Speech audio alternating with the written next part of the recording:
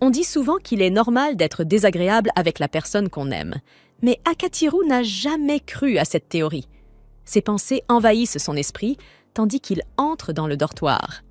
Avant même d'atteindre sa chambre, un bruit assourdissant retentit à l'intérieur. Restant figé devant la porte, il tremble d'agacement et inspire profondément pour garder son calme. À l'intérieur se trouve Iroha, en train de chanter à tue-tête. Allongée confortablement, elle fredonne et hurle les paroles d'une chanson, ce qui ne fait qu'alimenter la frustration grandissante d'Akatirou. Puis il finit par craquer. Il entre brusquement dans sa chambre et arrache le câble d'alimentation de la prise, coupant la musique net. Iroha se retourne, totalement impassible, et le salue joyeusement avant de lui faire la leçon sur le fait qu'il est impoli d'entrer sans frapper dans la chambre de quelqu'un. Sa suffisance l'exaspère encore plus, puisque c'est sa chambre, et c'est elle la véritable intruse. Il lui demande de baisser le volume avant qu'elle ne dérange les autres résidents, en lui désignant ses écouteurs comme un avertissement. Au lieu d'obéir, Iroha le taquine avec malice, insinuant qu'il cherche à la toucher. Akatirou la remet aussitôt à sa place, lui répliquant froidement qu'il n'a aucun intérêt pour ses pitreries. Son bavardage incessant finit par le rendre malade. Puis Iroha l'accuse, sur un ton faussement dramatique, d'avoir voulu la surprendre en train de se changer, allant même jusqu'à plaisanter qu'elle pourrait appeler la police. En réalité, c'est Akatirou qui devrait appeler la police, puisqu'elle est entrée par effraction dans sa chambre.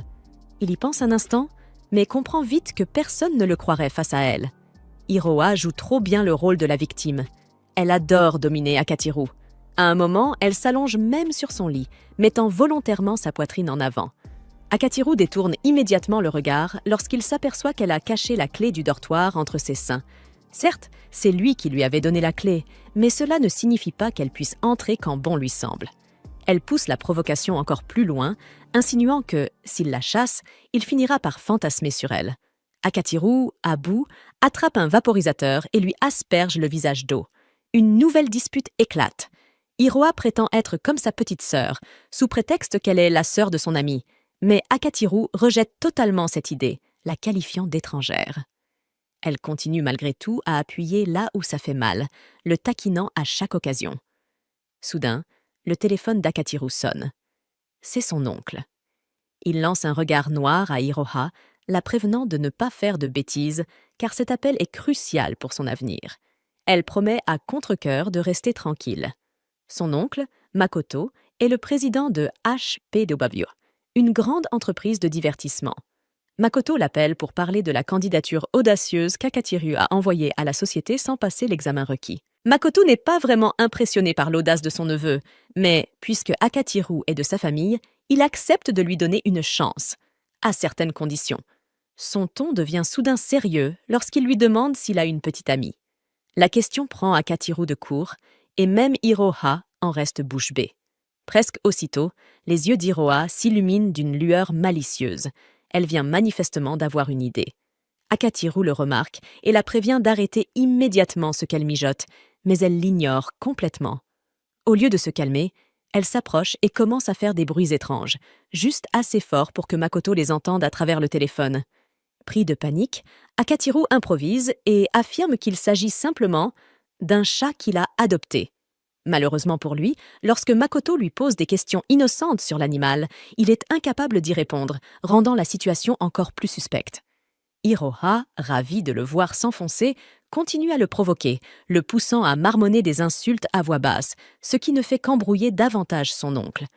Désespéré de sauver la face, Akatirou finit par prétendre que le chat l'attaque, espérant rendre son mensonge crédible.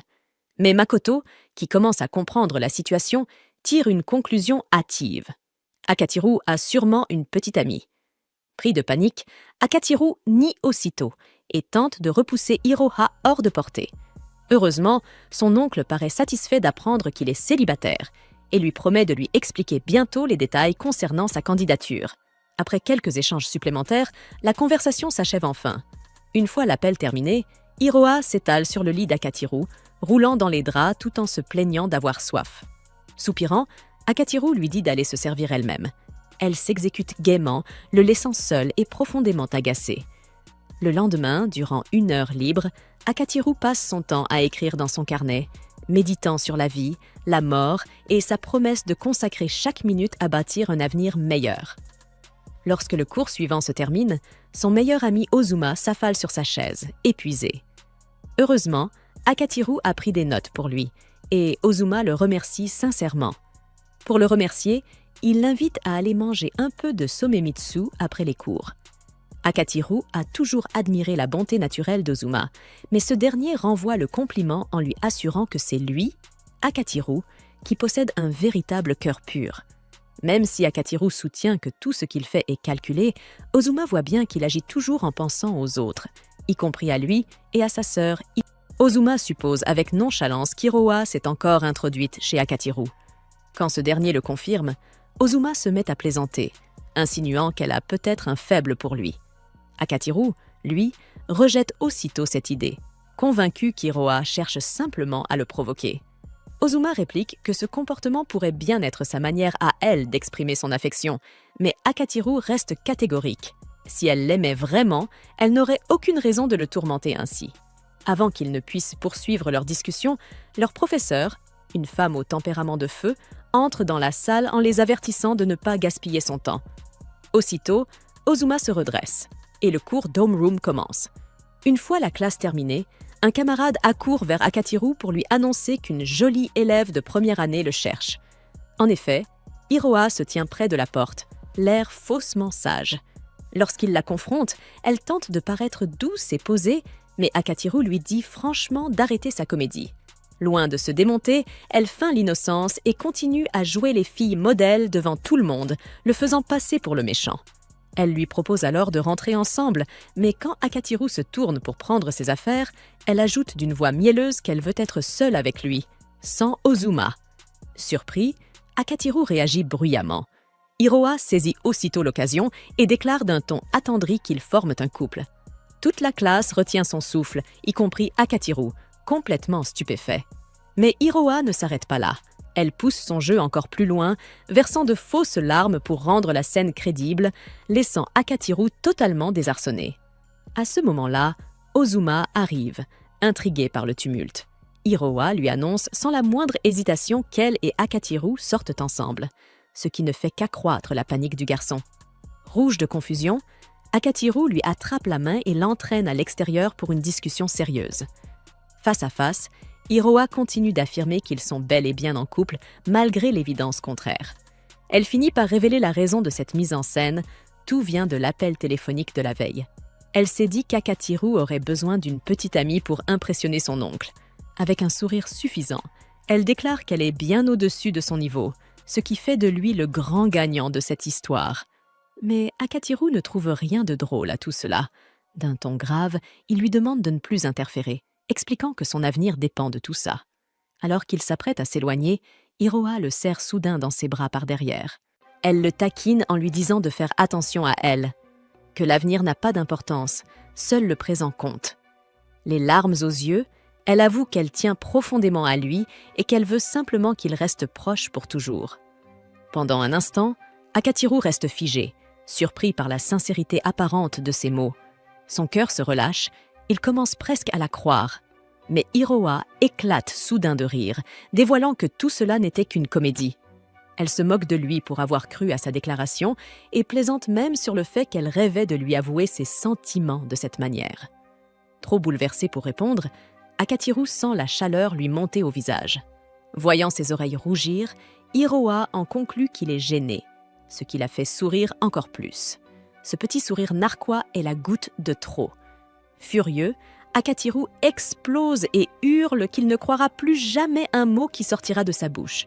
Sous le coup de la colère, il se lance à sa poursuite dans l'escalier, mais Iroha s'échappe avant qu'il puisse l'attraper. Un peu plus tard, Akateru retrouve son oncle Makoto dans un café pour discuter de sa candidature à HP Dobuevyo. Makoto lui apprend que quelqu'un d'autre se joindra à eux, mais souhaite d'abord parler seul avec lui. Il évoque alors le jeu qu'Akateru a déjà sorti. Le jeune homme précise que c'était un travail d'équipe composé de 5 membres, Ozuma en tant que programmeur et lui-même comme producteur et directeur. Avec 3 autres amis, ils ont fondé un groupe baptisé Fifth Floor Alliance. Akateru reconnaît humblement que le succès du jeu n'aurait jamais été possible sans son équipe. Makoto, impressionné, remarque que le milieu parle déjà de cette ascension fulgurante et admet qu'il n'aurait jamais pu accomplir autant à leur âge. Il félicite Akateru, soulignant qu'il mérite toute la reconnaissance qu'il reçoit. Avant d'entrer dans les détails, Makoto l'encourage à commander quelque chose. Pensant que la personne qui doit les rejoindre est peut-être un manager ou un représentant, Akateru prépare sa proposition, bien décidé à faire bonne impression. Pendant que Makoto passe commande, il se met à flirter sans gêne avec la serveuse, allant jusqu'à l'inviter à dîner, alors qu'elle travaille encore. Akateru, choqué par l'audace de son oncle, le réprimande aussitôt, mais Makoto, sûr de lui, affirme qu'il sait comment laisser une impression durable sur les femmes, et à voir la mine troublée de la serveuse, il semble avoir raison. Rougissant d'embarras, Akateru se lève précipitamment pour aller aux toilettes et reprendre ses esprits. Les yeux fermés, il tente d'effacer l'image de la scène précédente, ce qui lui fait ignorer le panneau indiquant que la serrure est cassée. Sans réfléchir, il ouvre la porte et tombe nez à nez avec Mashiro, assise sur les toilettes. Avant même qu'il puisse réagir, elle se redresse et lui assène un coup de poing, le visage écarlate de... Pendant ce temps, au bureau d'Akateru, Hiroa s'ennuie terriblement sans lui. N'ayant personne à taquiner, la journée lui semble interminable. Otoe, intrigué, lui demande quelle est vraiment la nature de sa relation avec Akateru. Mais Hiroa répond sèchement qu'il n'y a rien entre eux, le ton un peu plus sec qu'elle ne le voudrait. De retour au café, Akateru découvre avec stupeur que la personne que son oncle a invitée n'est autre que Mashiro. Elle est sa cousine, la fille de Makoto, et ils jouaient ensemble lorsqu'ils étaient enfants. Mais en la voyant maintenant, Akateru comprend pourquoi il ne l'avait pas reconnue. Elle a tellement changé qu'elle lui semble presque une étrangère. Makoto finit alors par révéler la raison de cette rencontre. Il veut qu'Akateru fasse semblant d'être le petit ami de Mashiro. En échange, il promet de soutenir sa candidature à H.P. Bovio. Sous le choc, Akateru reste bouche bée, croyant d'abord à une mauvaise plaisanterie. Mashiro, outré, trouve l'idée complètement absurde, mais Makoto, lui, est on ne peut plus sérieux. Il explique qu'il s'inquiète de l'avoir passé d'un lycée réservé aux filles à une école mixte et qu'il préfère qu'un garçon de confiance veille sur elle. Malgré cette justification, Mashiro rejette fermement le plan. Akateru, curieux, demande alors pourquoi elle doit changer d'établissement, mais Mashiro refuse d'en dire un mot. Makoto, embarrassé, choisit de ne pas tout révéler non plus. Il se contente de préciser que Mashiro a très peu fréquenté le lycée et qu'elle est restée recluse pendant un certain temps. Contre toute attente, Akateru ne cherche pas à en savoir plus. Ce simple détail lui suffit pour comprendre la situation, et il respecte son silence. Mais comme la proposition de Makoto est liée à l'embauche de son équipe chez HP de Bovio, Akateru finit par accepter l'accord. Mashiro, à contre-cœur, accepte elle aussi, à condition que leur relation reste entièrement factice. Le marché conclu, Akateru lui tend la main pour sceller l'accord. Mais Mashiro, encore vexé par leur rencontre embarrassante aux toilettes, refuse sèchement de la serrer. Makoto, amusé, les observe avec un sourire satisfait, persuadé qu'ils finiront par bien s'entendre, ce que ni Mashiro ni Akateru ne semblent croire une seconde.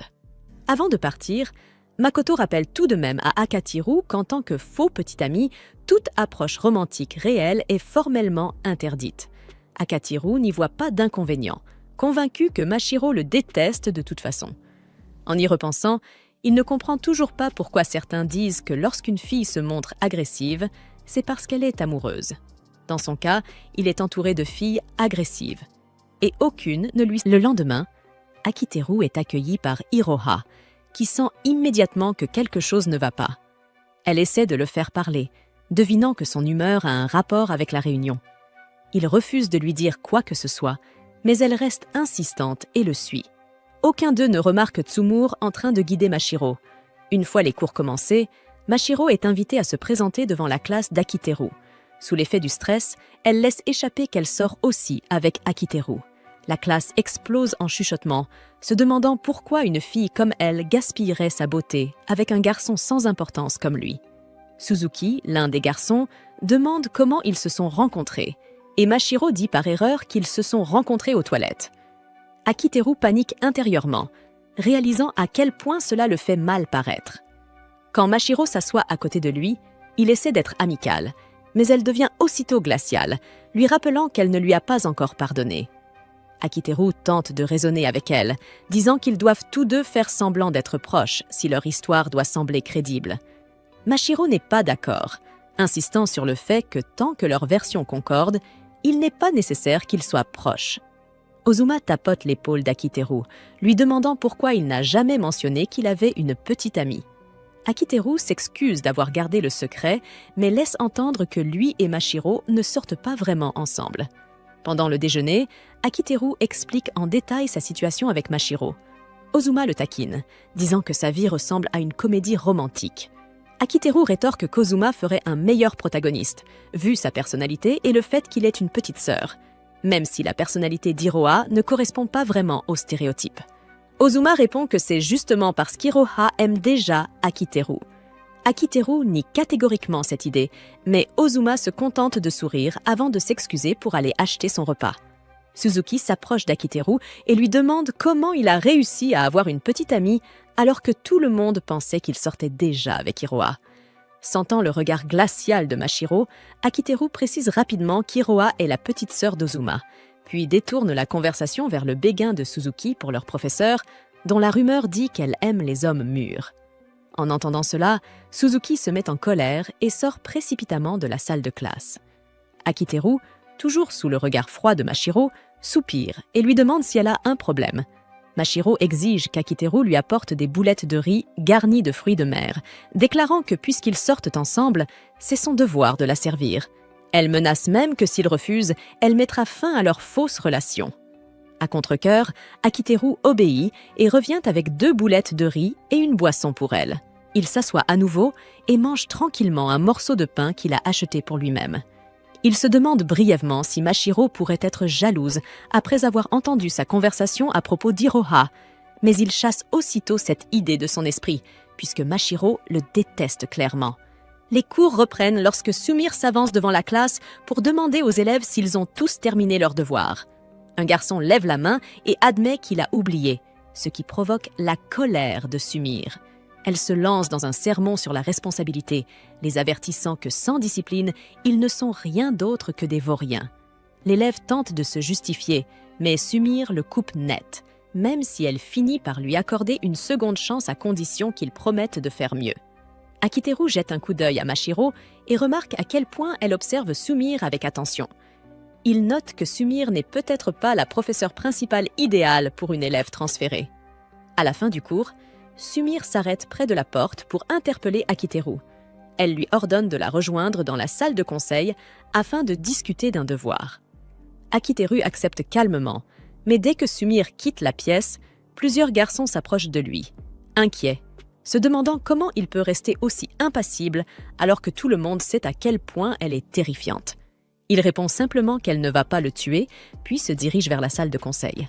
Lorsqu'il arrive, on lui fait signe d'entrer, et il est aussitôt accueilli par la vue d'une véritable salle de torture. Il s'assoit au centre, et presque instantanément, le comportement de Sumire change complètement.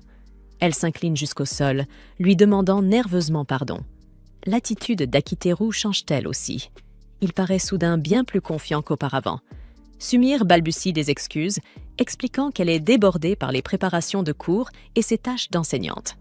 Akiteru sort son téléphone et lui montre les notifications qu'il a reçues concernant son activité en ligne, révélant qu'elle passait son temps à faire autre chose au lieu de travailler. L'identité d'enseignante de Sumire est Shibuku Murasaki. En classe, elle est crainte comme une reine stricte et venimeuse. Mais pour Akiteru et le reste de l'Alliance de la 5e Avenue, elle n'est que Sumire, leur illustratrice qui a toujours du mal à respecter ses délais. Akiteru lui rappelle les paroles dures qu'elle a prononcées plus tôt en classe, ce qui blesse visiblement son orgueil. Elle explique que sa personnalité sévère de professeur n'est pas qui elle est réellement, puisque ce n'est qu'un rôle qu'elle joue devant ses élèves. Soupirant, Akiteru décide de changer de sujet et lui demande où elle en est dans son travail. Sumire devient nerveuse et lui montre sa tablette, révélant une page complètement blanche. Agacé, Akiteru tente de la jeter dans l'une des machines de torture, puis tire sur sa queue de cheval pendant qu'elle essaie de se débattre. Sumire insiste sur le fait qu'elle souffre d'un blocage artistique. Relâchant ses cheveux, Akiteru soupire et lui dit qu'elle aurait dû venir le voir si elle avait des difficultés. Sumire proteste, affirmant que cela ruinerait son image de professeur cool. Clairement à bout de patience, Akiteru appuie sur quelques points de pression sur son épaule, frustré. Lorsqu'il la relâche, il marmonne qu'il n'aurait jamais imaginé que Sumire puisse être aussi désespérante. Il se remémore alors la première fois qu'ils se sont rencontrés. Il recherchait des illustrateurs potentiels lors d'une convention de manga, mais n'avait trouvé personne. Alors qu'il s'apprêtait à abandonner, il remarqua une bande dessinée décrivant une romance interdite. Le dessin était si détaillé qu'il attira immédiatement son attention. Lorsqu'il s'approcha de l'artiste pour lui demander de rejoindre son projet, elle se retourna, et à sa grande surprise, il réalisa qu'il s'agissait de sa professeure principale. C'est à ce moment-là qu'Akiteru décida d'utiliser ce qu'il savait de son secret pour la contraindre à travailler pour lui. Sumire souhaite encore aujourd'hui que leur rencontre se soit passée autrement, car elle a donné à Akiteru le moyen de contrôler sa réputation de professeur fiable. Akiteru lui dit que c'est de sa faute et que maintenant qu'elle fait partie de son équipe, elle ferait mieux de commencer à préparer des esquisses pour le jeu. Sumire gémit qu'elle ne peut toujours pas dessiner à cause de son blocage artistique. Akiteru lui suggère de simplement dormir un peu, mais Sumire comprend mal et s'exclame qu'elle n'aime pas les garçons de 15 ans et plus. Akiteru la réprimande pour avoir même pensé à ça et lui dit de manger quelque chose pour faire circuler son sang afin qu'elle puisse se concentrer sur son travail. Il lui accorde également une demi-journée de délai supplémentaire, ce qui améliore aussitôt son humeur. Avant qu'il ne parte, Sumire lui demande quelle est sa véritable relation avec Mashiro. Akiteru admet qu'il s'agit d'une fausse relation qu'il a acceptée afin de les aider à obtenir le soutien de l'entreprise de son oncle. Sumire révèle alors que l'école a reçu des instructions spéciales sur la manière de gérer le cas de Mashiro. Akiteru devine immédiatement que c'est parce qu'elle est une shounen. Akiteru admet que c'est tout ce qu'il sait, alors Sumire lui explique que Mashiro a été victime d'intimidation dans son ancienne école. Certains de ses camarades avaient découvert un secret qu'elle cachait et s'en servaient pour avoir du pouvoir sur elle.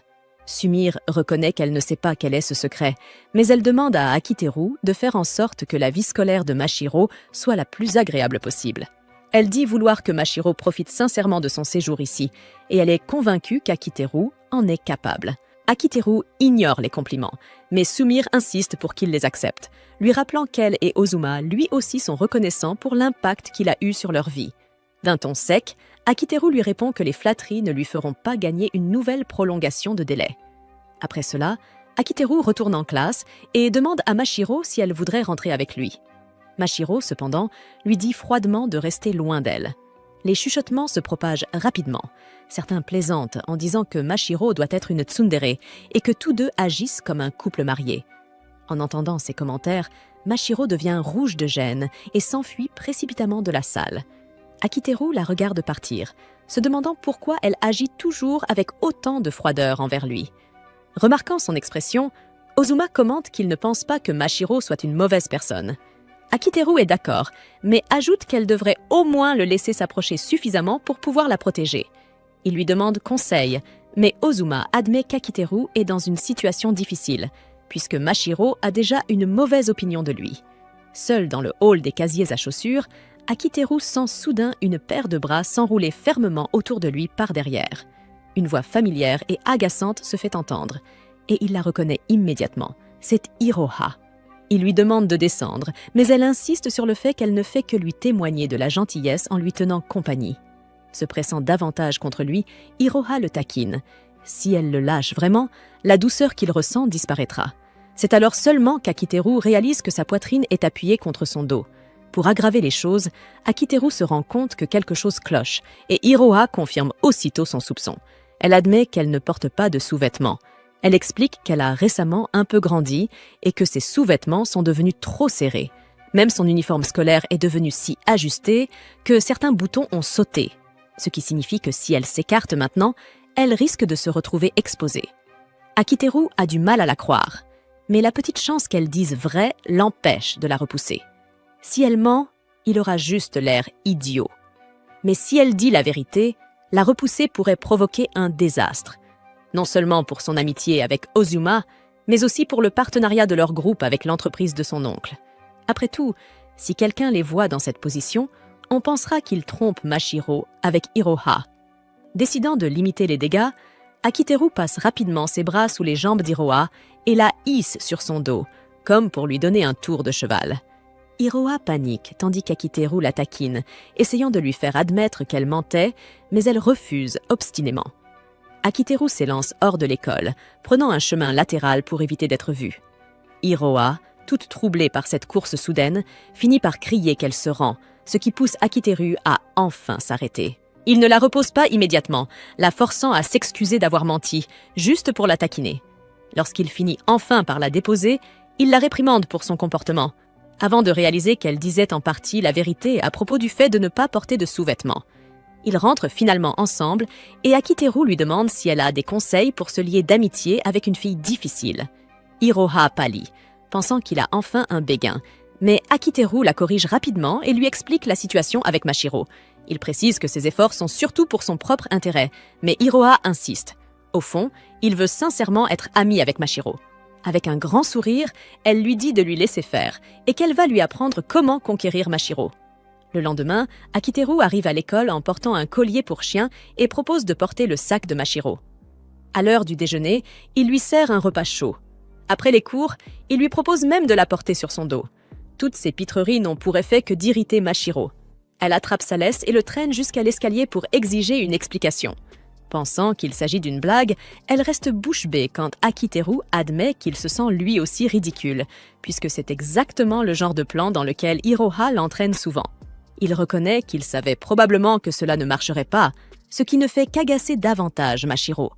Elle se demande à voix haute s'il la déteste à ce point. Avant qu'Akiteru ne puisse répondre, Iroha apparaît et les taquine, disant qu'ils sont vraiment un petit couple amoureux. Mashiro demande qui elle est, et Iroha déclare joyeusement qu'elle est la cervelle derrière toute cette histoire. En observant leur complicité, Mashiro ne peut s'empêcher de remarquer à quel point ils semblent proches. Soudainement, Mashiro annonce qu'elle s'en va et leur ordonne sèchement d'arrêter de la déranger. Plus tard, alors qu'Akiteru et Iroha rentrent chez eux, ils sont stupéfaits de découvrir Mashiro dans leur immeuble. Mashiro les accuse de la suivre, mais ils s'empressent d'expliquer qu'ils vivent simplement dans le même bâtiment. Iroha ajoute gaiement qu'elle est la sœur spirituelle d'Akiteru, puisque son frère est son meilleur ami. Mashiro comprend de travers et pense qu'ils vivent tous ensemble, ce qu'Akiteru se hâte de clarifier. Ils habitent simplement tous au même étage. Sumire vit juste à côté d'Ozuma, et Iroha a son propre appartement. À la mention de Sumire, Mashiro s'emporte soudainement, disant qu'elle déteste le fait qu'ils vivent tous si près les uns des autres, avant de claquer violemment la porte. Akiteru convoqua une réunion avec son groupe dans sa chambre. Il leur annonça qu'il souhaitait organiser une fête de bienvenue pour Mashiro afin de célébrer son emménagement dans leur immeuble. La date était déjà fixée, vendredi à 20h. Iroha, un peu hésitante, exprima son inquiétude en disant que Mashiro ne viendrait peut-être pas. Akiteru lui répondit avec un sourire confiant, affirmant qu'il suffisait de l'ennuyer un peu pour la faire venir et qu'il avait déjà un plan en tête. Avant d'en arriver là, l'Alliance du 5e étage profita d'une petite fête à eux pour fêter la fin d'un projet et la remise du travail dans les temps. Sumire, ce soir-là, but plus que d'habitude, ce qui poussa Akiteru à la réprimander, rappelant qu'elle était toujours celle qui rendait ses tâches en retard. Il remarqua aussi qu'Iroha semblait étrangement calme et polie. Celle-ci expliqua qu'elle se sentait un peu à part puisqu'elle ne faisait pas officiellement partie de leur équipe, mais qu'elle était reconnaissante d'avoir été invitée à la célébration. Akiteru la regarda d'un air troublé. Quand Iroha se montrait polie, cela le déstabilisait, car elle était d'ordinaire si imprévisible. Ozuma, de son côté, complimenta la cuisine d'Akiteru, en particulier le rôti de bœuf qu'il avait préparé. Akiteru, flatté, lui rendit le compliment en soulignant les talents techniques d'Ozuma. Grâce à sa configuration ingénieuse, leur fichier s'était téléchargé bien plus vite, leur permettant ainsi de respecter la date limite. Ozuma, humble, répondit qu'il ne se trouvait pas spécialement doué et qu'il ne faisait que des choses simples. Il admit ensuite que s'il pouvait mettre ses compétences à profit, c'était uniquement parce qu'Akiteru lui en avait donné l'occasion.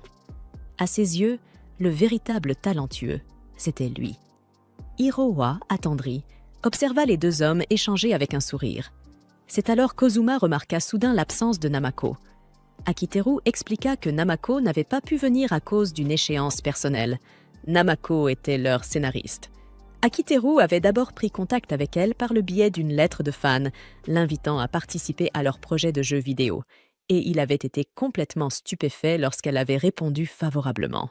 Ils ne s'étaient pas encore rencontrés en personne, mais d'après leur conversation en ligne, Namako semblait professionnelle, fiable et agréable à parler. Bien différente d'une certaine adulte qu'Akiteru connaissait. Sumire, comprenant qu'il parlait d'elle, protesta d'une voix éméchée. Akiteru l'ignora, précisant qu'il ne parlait que de Namako. Voyant à quel point Sumire était ivre, il demanda ce qu'elle avait bu, et Hiroa lui montra la bouteille avec laquelle Sumire avait préparé ses mélanges. Sumire s'exclama soudain qu'elle se sentait merveilleusement bien et se jeta sur Akiteru pour l'enlacer, ce qui l'évita de justesse. Pour détourner l'attention, Akiteru changea rapidement de sujet et rappela tout le monde à l'ordre afin de discuter des préparatifs de la fête surprise de Mashiro. 6 jours avant la fête, Akiteru fit sa première tentative pour inviter Mashiro, en sonnant sans relâche à sa... Lorsque Mashiro ouvre enfin la porte, elle est accueillie par le large sourire enthousiaste d'Akiteru, qui commence à lui parler de la prochaine fête. Avant qu'il ait le temps de finir, Mashiro lui claque la porte au nez. Le dimanche, il essaie à nouveau, mais constate que la sonnette ne fonctionne pas. Imperturbable, il décide de remplir sa boîte aux lettres d'invitation. 4 jours avant la fête, pendant les cours, Akiteru envoie à Mashiro un mot disant qu'il veut lui parler. Ils échangent des messages, Mashiro demandant si ce qu'il a fait la veille peut être considéré comme du harcèlement. Akiteru nie rapidement, insistant sur le fait qu'il voulait simplement l'inviter à un dîner.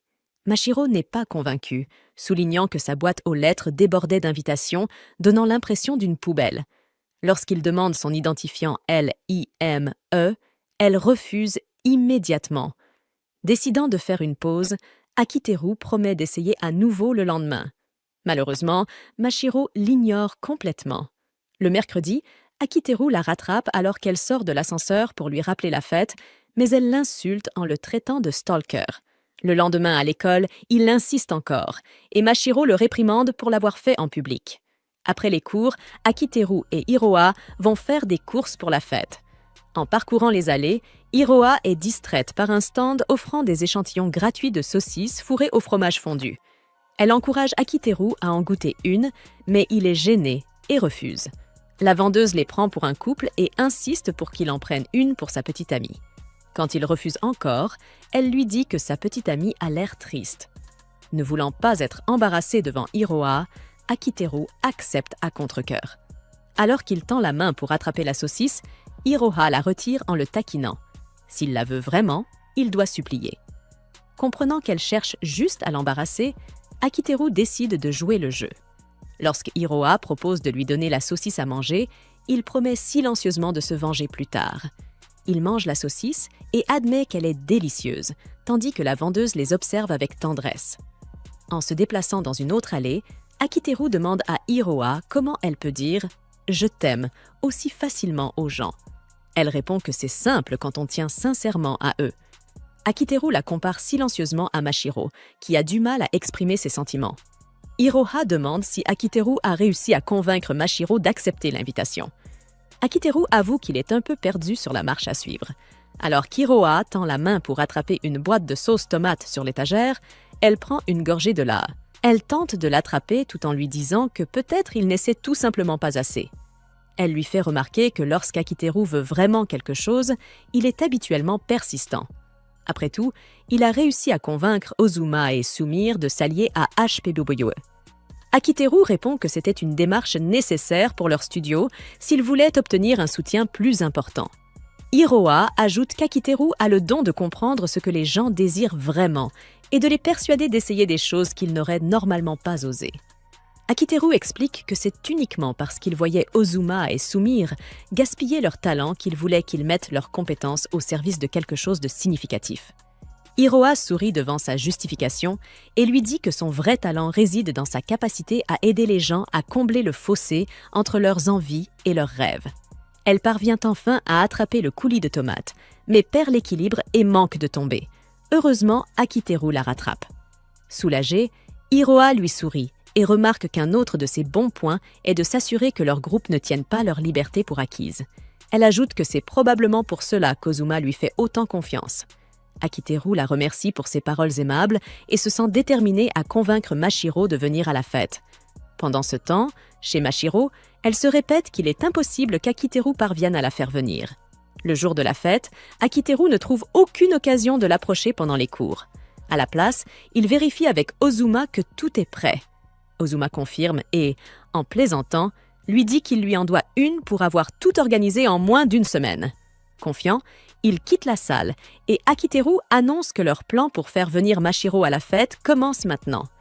Il la rattrape aux casiers à chaussures où Mashiro lui dit immédiatement d'arrêter d'essayer de l'inviter. Akiteru s'excuse et promet de ne plus user de ruse. Pourtant, Mashiro ne semble pas convaincue. Elle insiste sur le fait qu'il veut seulement marcher avec elle jusqu'à chez elle, puisqu'ils habitent dans le même immeuble. Mais quand il la regarde, Mashiro s'élance déjà en courant pour lui échapper. Akiteru se demande à quel point elle le déteste vraiment. Même ainsi, le plan dépend qu'ils rentrent ensemble, alors il accélère le pas pour suivre. Mashiro le remarque et commence à courir encore plus vite, exigeant de savoir ce qu'il compte faire pendant qu'Akiteru la poursuit.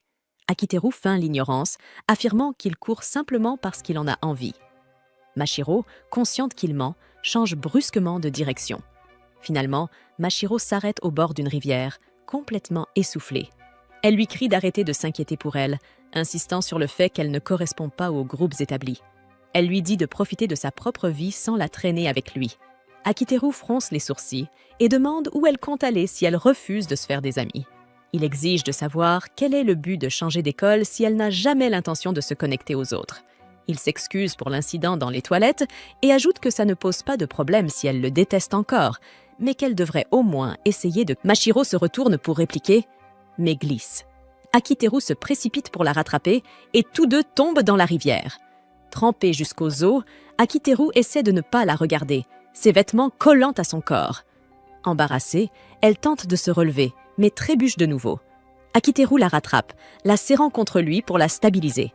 Une fois de retour sur la rive, Akiteru taquine en disant qu'ils ont maintenant tous les deux l'air de rats noyés, comme un couple crédible.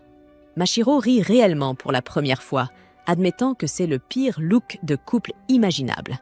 Sentant son humeur plus légère, Akiteru continue de plaisanter, disant que peut-être que c'est la manière d'un dieu de bénir leur fausse relation.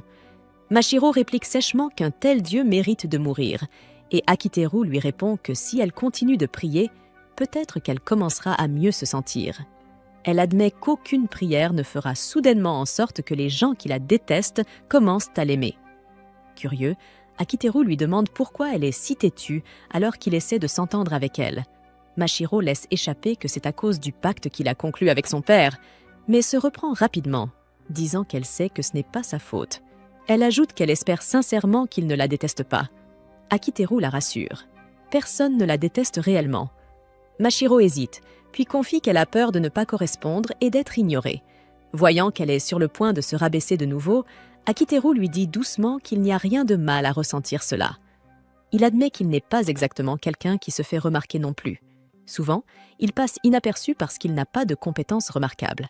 Akiteru affirme qu'il est juste une personne ordinaire avec un ensemble de compétences ordinaires.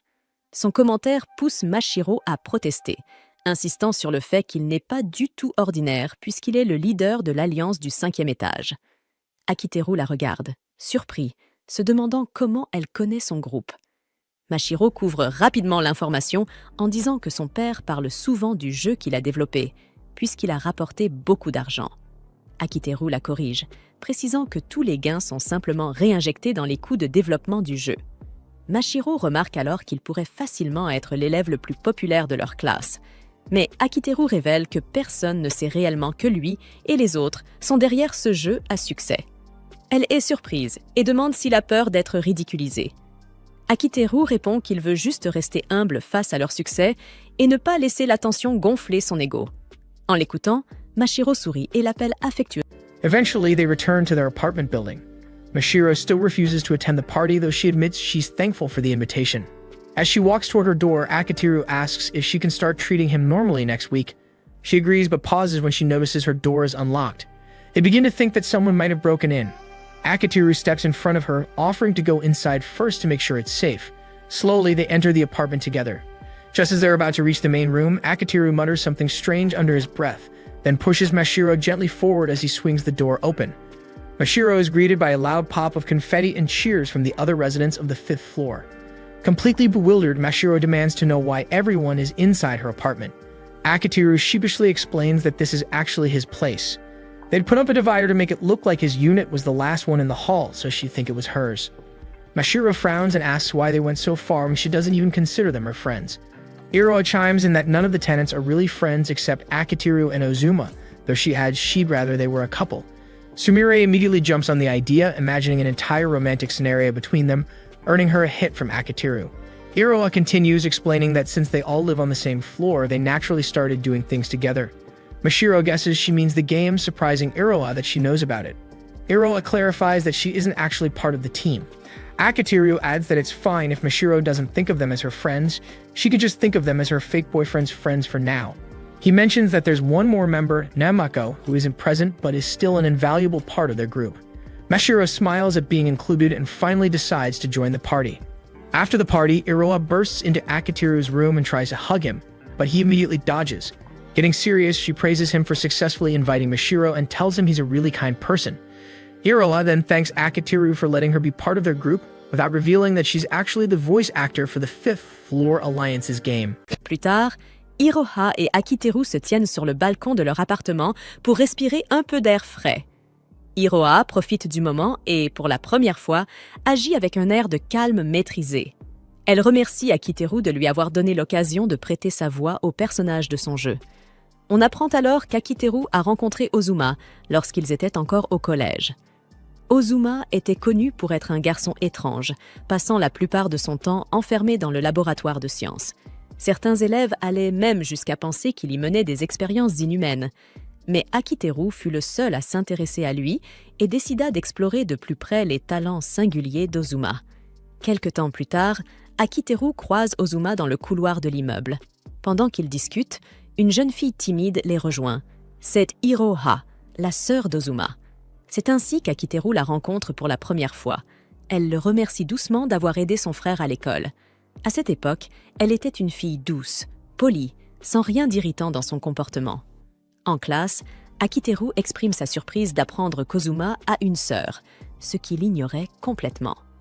Mais alors qu'ils discutent encore, une élève bien connue pour sa réputation de délinquante, Otoi, s'approche d'eux d'un air désinvolte. Sans détour, elle leur demande de la rejoindre derrière le gymnase. N'ayant pas vraiment le choix, Akiteru et Ozuma la suivent pour savoir ce qu'elle veut. Derrière le bâtiment, Otoi leur tend des bonbons, un geste en soi interdit par le règlement de l'école, mais elle se moque bien des règles. Les deux garçons acceptent les sucreries, un peu mal à l'aise. Akiteru finit par lui demander pourquoi elle les a convoqués ici. Otoi lâche alors la bombe. Elle veut savoir quel genre de fille est Iroha. Apparemment, Iroha est venue la voir, souhaitant rejoindre son groupe de délinquantes et devenir comme elle. Otoi explique qu'elle a entendu dire qu'Iroha est une élève modèle, et c'est justement pour cela qu'elle veut en savoir plus sur elle. Akiteru lui demande alors si elle compte l'inviter à rejoindre leur club, mais Otoi répond qu'elle y réfléchit encore. Cependant, Otoi avoue qu'elle n'aurait pas d'autre choix que d'accepter Iroha dans le club si cette dernière la suppliait de l'y laisser entrer. Elle se tourne ensuite vers Ozuma pour connaître son avis, mais celui-ci reste silencieux, incapable de donner une réponse claire.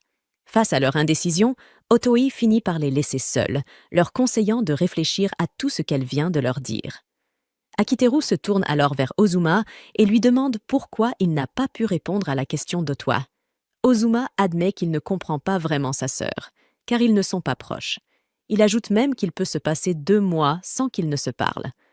En entendant cela, Akiteru commence à comprendre la situation familiale d'Ozuma, une distance froide, presque silencieuse, entre frères et sœurs. Toujours prêt à aider, Akiteru élabore aussitôt un plan.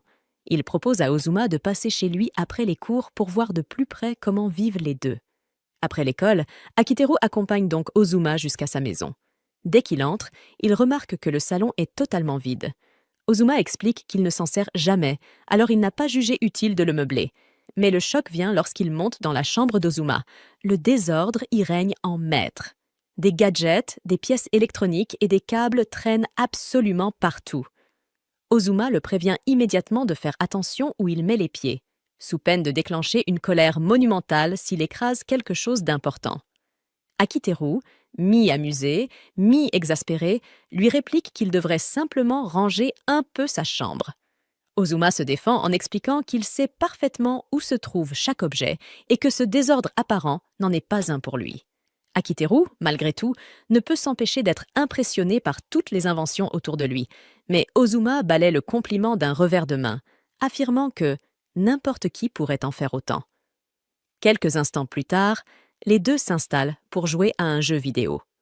Après plusieurs défaites consécutives, Akiteru, un peu vexé, se lève en annonçant qu'il doit aller aux toilettes. Au moment où Akiteru sort de la chambre d'Ozuma, il révèle enfin la véritable raison de sa visite. Il n'est pas venu simplement pour jouer aux jeux vidéo, mais pour en apprendre davantage sur Iroha, la mystérieuse petite sœur d'Ozuma.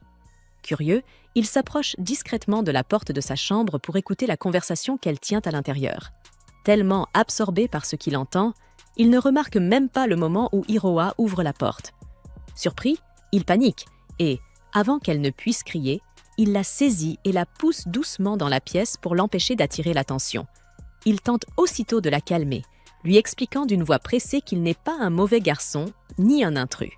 Mais à peine la relâche-t-il qu'Iroha se retourne brusquement et lui assène une gifle magistrale en plein visage. Akiteru reste figé, essayant de se défendre et de justifier sa présence quand il remarque qu'Iroha reçoit un appel. Le nom sur l'écran l'a trahi. C'est Takebana, la chef du groupe de délinquantes. Iroha décroche et échange quelques mots rapides avec elle avant de se tourner vers Akiteru, le fixant froidement. Elle lui demande ce qu'il veut exactement d'elle et pourquoi il se mêle de ses affaires. Akiteru tente de lui expliquer qu'il n'agit pas par curiosité, mais par souci pour son frère. Il sait à quel point Ozuma a eu du mal à s'intégrer à l'académie et craint que la situation empire si sa sœur rejoint les délinquantes. Mais Iroha refuse toute aide, lui lançant sèchement qu'il n'est qu'un ami de son frère et qu'il ferait mieux de ne pas se mêler de ce qui ne le regarde pas. Déterminé malgré tout, Akiteru décide de mieux comprendre l'influence que Takebana exerce sur elle. Il apprend que la chef des délinquantes se produit souvent dans la rue lors de petits concerts improvisés. Malgré la chaleur étouffante, il part à sa recherche. Après une longue marche et plusieurs échecs, il finit par la repérer, guitare à la main, entouré d'une petite foule. Rassemblant son courage, il s'approche et l'appelle par son nom. Takebana se fige aussitôt, étonnée qu'un inconnu connaisse son identité. Soupçonneuse, elle le traite de harceleur. Mais Akiteru se dépêche de préciser qu'il est venu pour lui parler d'Iroha. Avant qu'il ne puisse en dire davantage, la fatigue le terrasse. Il s'effondre sur place, complètement épuisé par la chaleur. Un peu plus tard, ils finissent par reprendre la conversation dans un café, cette fois en présence d'Iroha elle-même, bien décidée à comprendre ce que cet étrange garçon cherche vraiment à faire. Akiteru conseille à Takebana d'envisager de renoncer à sa vie de délinquante pour redevenir une élève normale. Iroha prend sa défense, expliquant qu'Akiteru essaie de lui voler son rêve. Il s'avère que Takebana aime la musique. Akiteru se tourne alors vers Iroha et lui demande si elle ressent la même chose. Iroha hésite à répondre, partagée entre sa timidité et son admiration pour Takebana.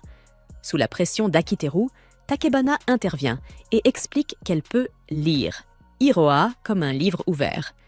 Elle révèle que la jeune fille s'intéresse à la musique, mais qu'elle est surtout fan de Takebana et de son assurance. Iroha admet qu'elle admire Takebana pour sa confiance en elle, ce qui éclaire enfin Akiteru sur la situation. Au fil de la conversation, Akiteru comprend qu'Iroha n'a jamais vraiment eu de hobby à elle, car leur mère était très stricte, la laissant en quelque sorte vide de passion personnelle. Saisie par cette révélation, Akiteru lui promet de créer un environnement où elle pourra s'épanouir pleinement. Après avoir réglé l'addition au café, Akiteru se dépêche de rentrer chez lui pour partager son idée lumineuse avec Azuma. Ils vont créer un jeu vidéo. Azuma s'occupe du matériel et de la programmation, tandis qu'Akiteru dessine les personnages et écrit l'histoire. Grâce à cette initiative née de son désir d'aider la sœur de son ami, Akiteru et Azuma parviennent à créer un jeu qui rencontre un succès fulgurant, marquant le début d'une aventure extraordinaire. Une fois qu'Ozuma et Akiteru ont terminé de mettre le jeu sur pied, ils invitent Takebana et Iroha à l'essayer. Après avoir joué plusieurs parties, Akiteru demande à Takabana ce qu'elle pense du jeu. Au lieu de le complimenter, elle le critique ouvertement, affirmant que le jeu est moyen. Elle ajoute que la musique et les graphismes manquent de qualité, mais admet tout de même que le gameplay est captivant. C'est alors qu'Akiteru intervient, soulignant que le gameplay reste l'élément le plus important dans un jeu. Il cite en exemple les jeux auxquels il jouait plus jeune, expliquant que ce qui les rendait mémorables, c'était leur plaisir de jeu, pas forcément leur beauté visuelle. Selon lui, leur vraie force réside dans la passion qu'ils mettent à donner vie à leur création. Puis, sans prévenir, il lâche une bombe. Il demande à Takabana et Hiroa si elles seraient intéressées à travailler sur le jeu avec eux. La nouvelle les surprend énormément. Takabana hésite, déclarant qu'elle ne peut pas trahir Atoa, leur chef de groupe. Mais Akiteru la rassure, lui expliquant qu'il a déjà obtenu l'accord d'Atoa avant de venir la voir. Soulagée, Takabana accepte de composer la musique du jeu, mais contre toute attente, Hiroa refuse l'offre. Elle s'enfuit brusquement de la pièce, évitant toute explication, et Akiteru se lance à sa poursuite, sans parvenir à la retrouver. Soudain, il entend plusieurs voix provenir du coin du bâtiment. En s'approchant, il découvre Hiroha, qui imite plusieurs voix à la fois, comme si plusieurs personnes parlaient ensemble.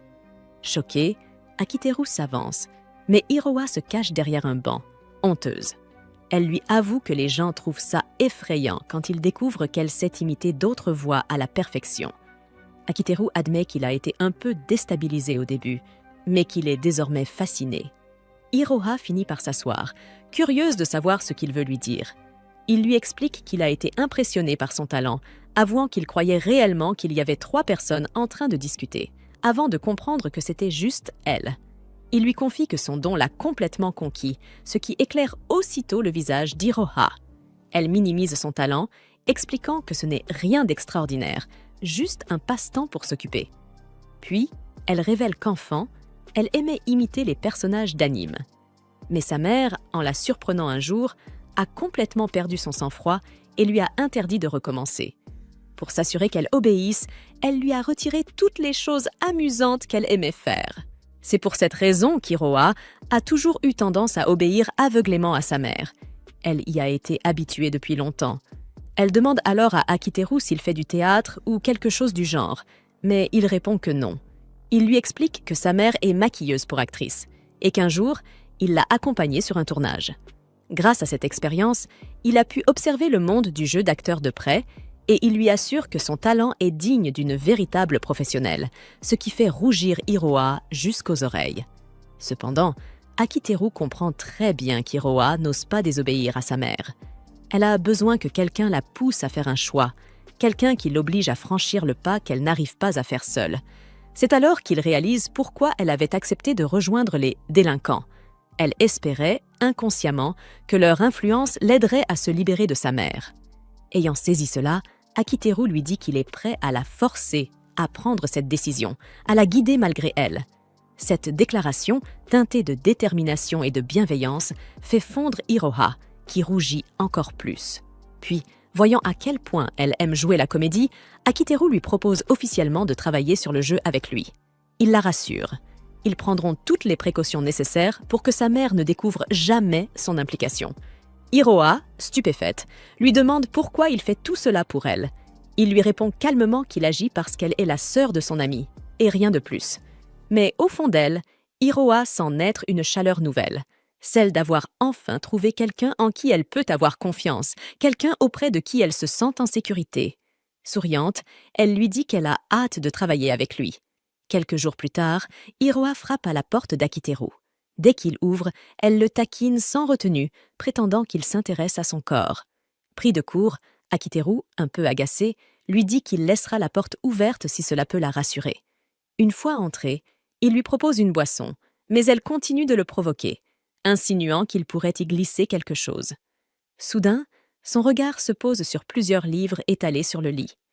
Akiteru lui explique qu'il les a achetés pour qu'elle puisse s'entraîner et que ces ouvrages resteront chez lui afin que sa mère ne les découvre pas. Hiroha le soupçonne de prétexter cela pour l'obliger à venir chez lui tous les jours, mais Akiteru ne relève pas. Ainsi, ils commencent à travailler ensemble régulièrement. Akiteru lui fait même suivre des exercices physiques pour renforcer sa voix et l'aider à développer jour après jour. Akiteru la fait pratiquer en imitant des doublages d'animes en mode muet pour qu'elle gagne en confiance et en fluidité. Rapidement, le talent dormant d'Iroha commence à éclore et son jeu d'actrice devient de plus en plus naturel. Peu après, Atwa les invite dans son studio tout juste terminé, installé à l'intérieur d'un entrepôt. Elle révèle qu'elle a convaincu ses grands-parents de lui verser une partie de son héritage très tôt, ce qui la laisse bouche bée Akiteru, car il ne s'attendait pas à ce qu'elle aille aussi loin. Atwa est elle-même stupéfaite en apprenant qu'Iroha sera la voix de tous les personnages. Au départ, elle avait des doutes, mais Iroha les a rapidement dissipés en montrant son talent. Ainsi débute la carrière secrète de doublage d'Iroha, connue seulement d'Akiteru, d'elle-même et d'Atwa. Plus tard, Iroha remercie Akiteru pour l'opportunité qu'il lui a donnée, car sans lui, son talent serait resté inexploité.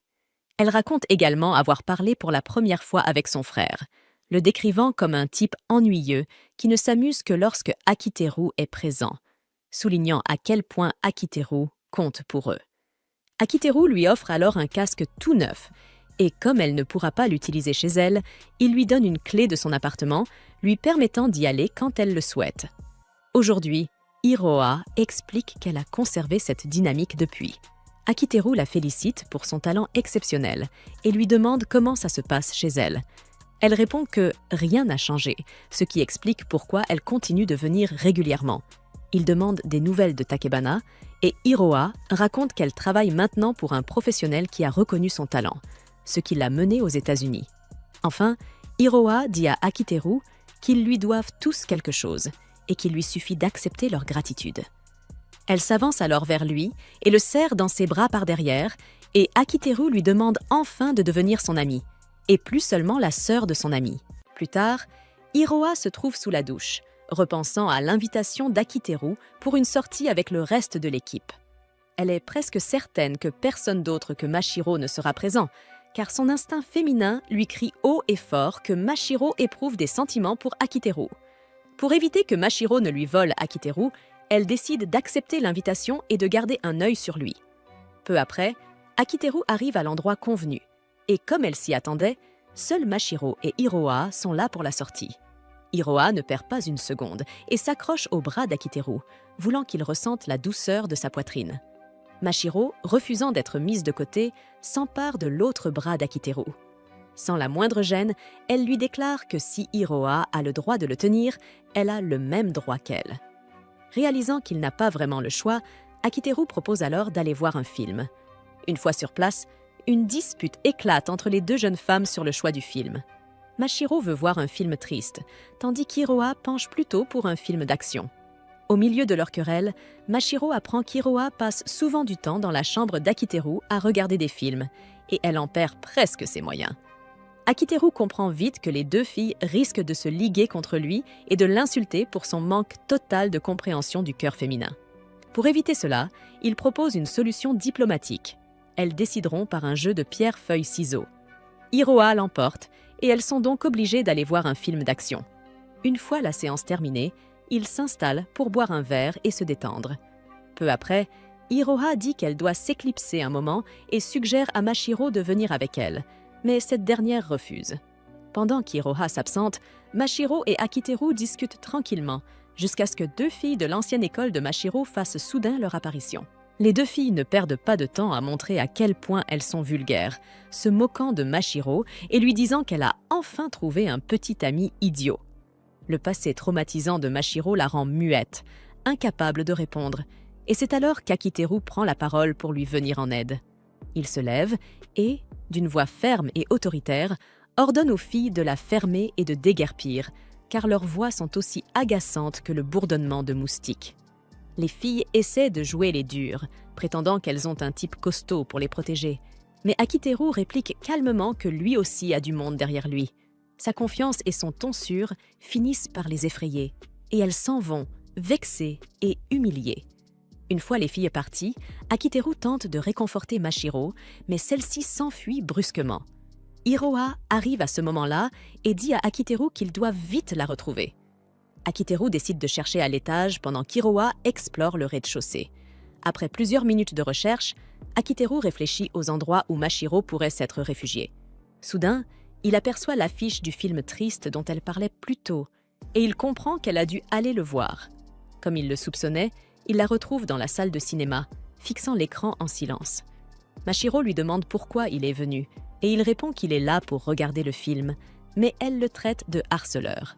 Elle finit par s'excuser de toujours l'insulter, mais Akiteru lui dit qu'il n'en prend pas ombrage, tant que cela lui fait du bien. Mashiro lui confie alors l'origine de son harcèlement. Autrefois, elle avait commencé à écrire un roman pour fuir la réalité, car elle ne se sentait à sa place nulle part. Un jour, les filles ont découvert son manuscrit et l'ont montré à tout le monde, ce qui a marqué le début de ses jours les plus sombres. Akiteru lui raconte alors qu'il connaît un romancier professionnel qui, comme elle, écrit pour échapper à la réalité.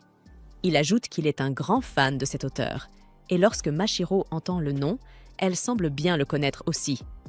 Akiteru lui explique à quel point le livre l'avait captivé, justement parce qu'il brise les frontières entre rêve et réalité. En parlant de ce roman, la conversation entre eux devient plus fluide, plus intime. Akiteru finit par briser la barrière qu'elle s'était construite en lui caressant doucement la tête. Peu à peu, il parvient à la sortir de sa coquille, lui assurant qu'elle peut désormais compter sur lui et suivre son rythme. Peu de temps après cela, Akiteru envoie un message à Hiroa pour lui dire qu'il a retrouvé Mashiro. Hiroa lui répond qu'elle se trouve dans la zone de repos. Akiteru et Mashiro s'y rendent et découvrent Hiroha en pleine conversation avec les deux filles qui avaient harcelé Mashiro. Mashiro, paniquée, se cache immédiatement derrière Akiteru, persuadée qu'Hiroa fait partie du même groupe. Mais Akiteru l'encourage à observer la scène avant de tirer des conclusions. Hiroa rit avec les deux filles, jusqu'à ce qu'elle change soudainement de ton pour leur lancer des insultes cinglantes, les traitant de minables pour s'en être prise à Mashiro. Les deux harceleuses essaient de riposter, mais Hiroa fait appel à ses talents de doubleuse. Elle modifie sa voix, la rendant grave et terrifiante, ce qui glace le sang des deux filles. Sa voix est si effrayante qu'elles tombent à genoux, tremblantes, mais Hiroa n'en a pas encore fini. Elle les menace de leur refaire le visage à coups de poing. Elle s'apprête même à frapper l'une d'elles lorsque Akiteru intervient juste à temps pour l'arrêter. Il rappelle alors aux deux filles ce qu'il leur avait dit plus tôt, qu'il avait effectivement des gens effrayants dans son camp. La démonstration d'Hiroa suffit à leur faire comprendre la leçon. Akiteru les avertit. Il ne veut plus jamais les voir rôder autour de Mashiro. Terrifiés, les deux acceptent poliment et s'enfuient en courant.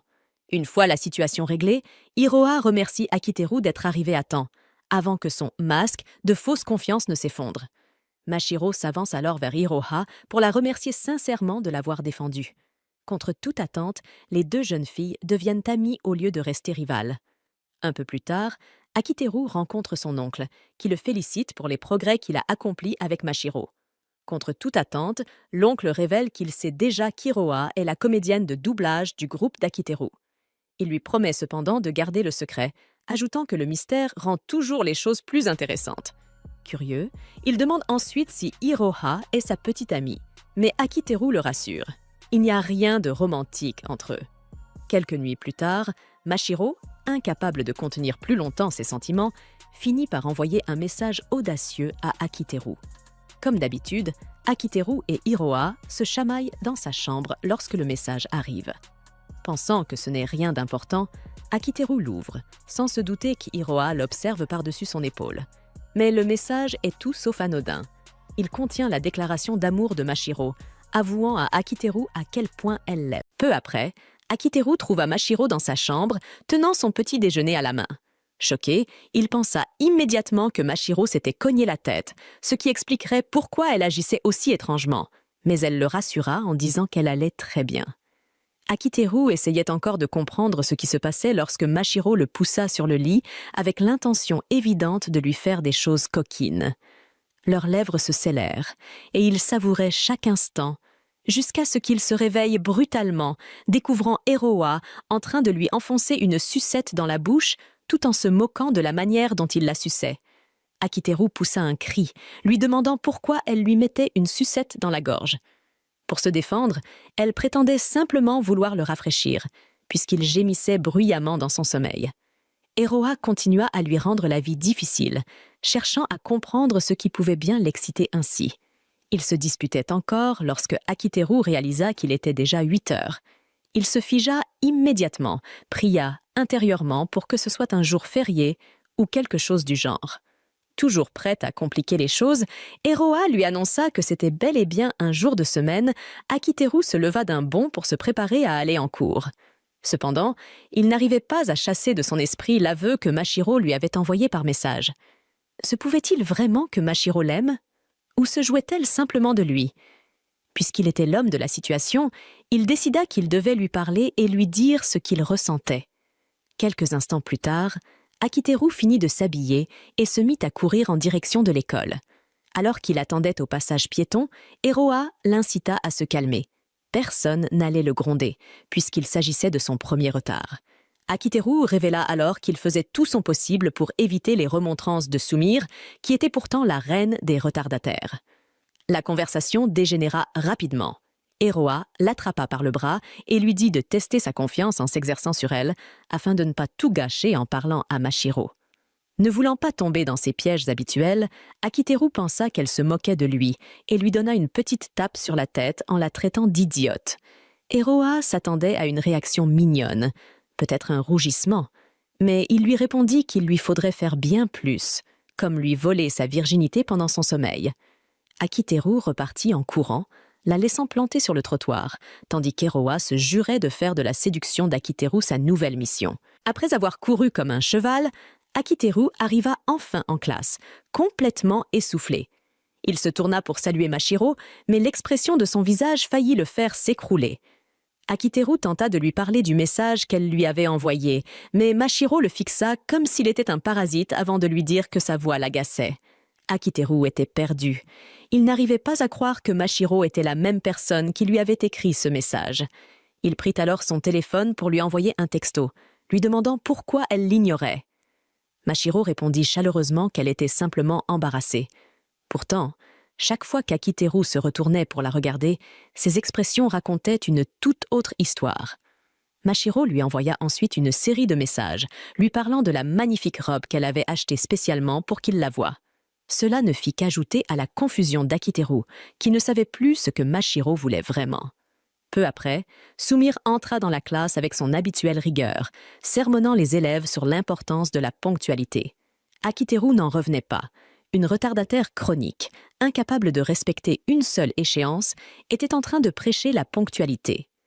Après le cours de Sumire, Azuma demanda à Akiteru s'il allait bien, puisqu'il était arrivé plus tard que d'habitude. Akiteru le rassura en disant qu'il avait simplement trop dormi. Azuma lui conseilla alors de ne pas trop forcer, et Akiteru lui répondit la même chose. La conversation glissa ensuite sur le développement de leur jeu et l'avancement du scénario. Apparemment, la scénariste de l'équipe avait des problèmes avec la direction donnée au dialogue. Les deux garçons étaient tellement absorbés qu'ils ne remarquèrent pas Mashiro les observer. Quand Akiteru s'en rendit compte, Mashiro le fixait comme si le diable s'était incarné en elle. Akiteru était complètement perdu, sans deviner que Mashiro bouillonnait de jalousie en les voyant parler avec tant de passion.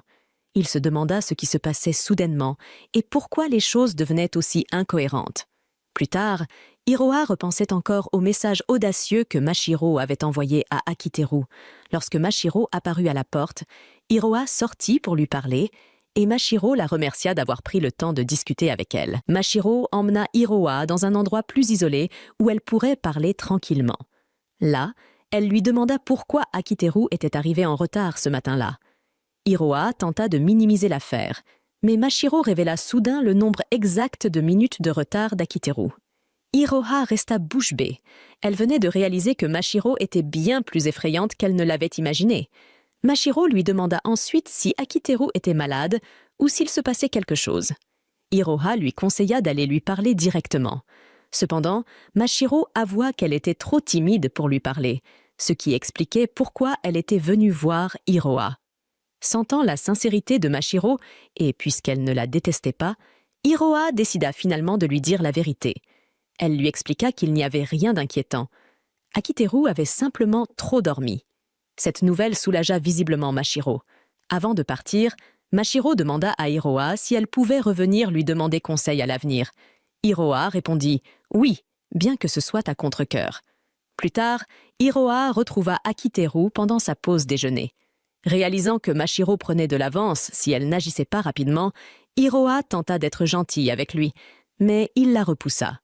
C'est alors qu'Akiteru lui demanda ce qu'il devait faire au sujet de la confession de Mashiro, puisque c'était la première fois qu'il vivait une telle situation. À ces mots, Hiroa laissa tomber son verre de colère, puis demanda à Akiteru s'il était vraiment préoccupé par cette confession. Akiteru confirma.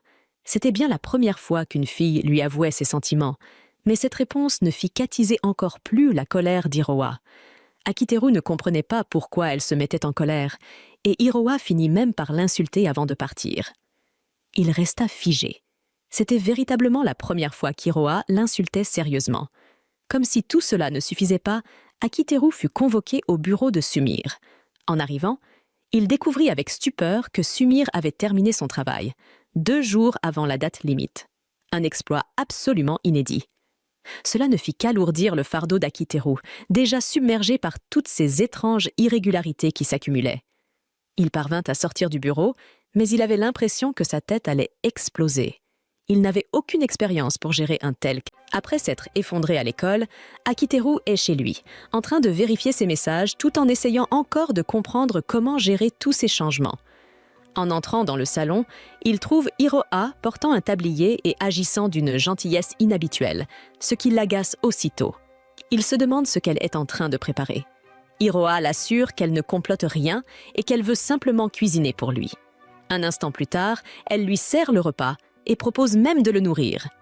Akiteru refuse d'abord, mais Hiroa insiste encore et encore. Après une courte joute verbale, Akiteru finit par céder, pour le regretter immédiatement lorsque Hiroa souffle doucement sur une cuillerée et lui dit d'ouvrir la bouche, le traitant comme un véritable bébé. Même si ce comportement le dégoûte, Akiteru la laisse faire, mais oublie bien vite son agacement lorsqu'il goûte le délicieux plat.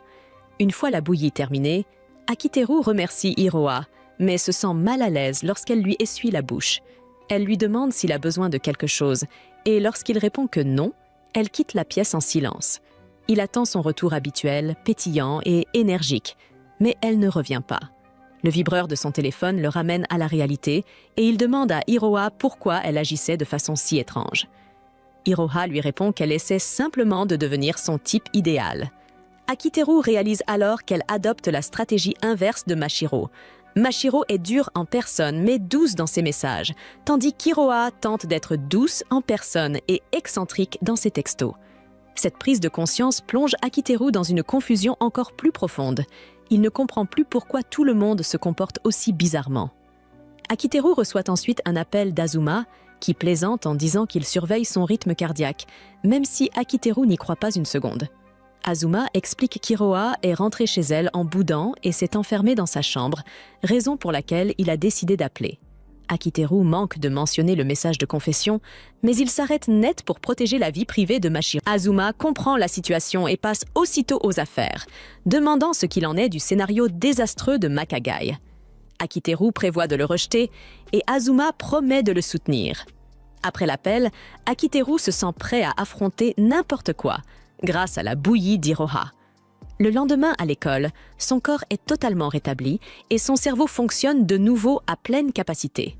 Il savoure mentalement la satisfaction d'avoir rattrapé tout son retard, puis vérifie ce qu'il en est d'Hiroa, censée avoir une séance d'enregistrement avec lui dans l'après-midi. Cependant, elle n'a aucune intention de lui faciliter la tâche et lui demande de se mettre à genoux et de la supplier.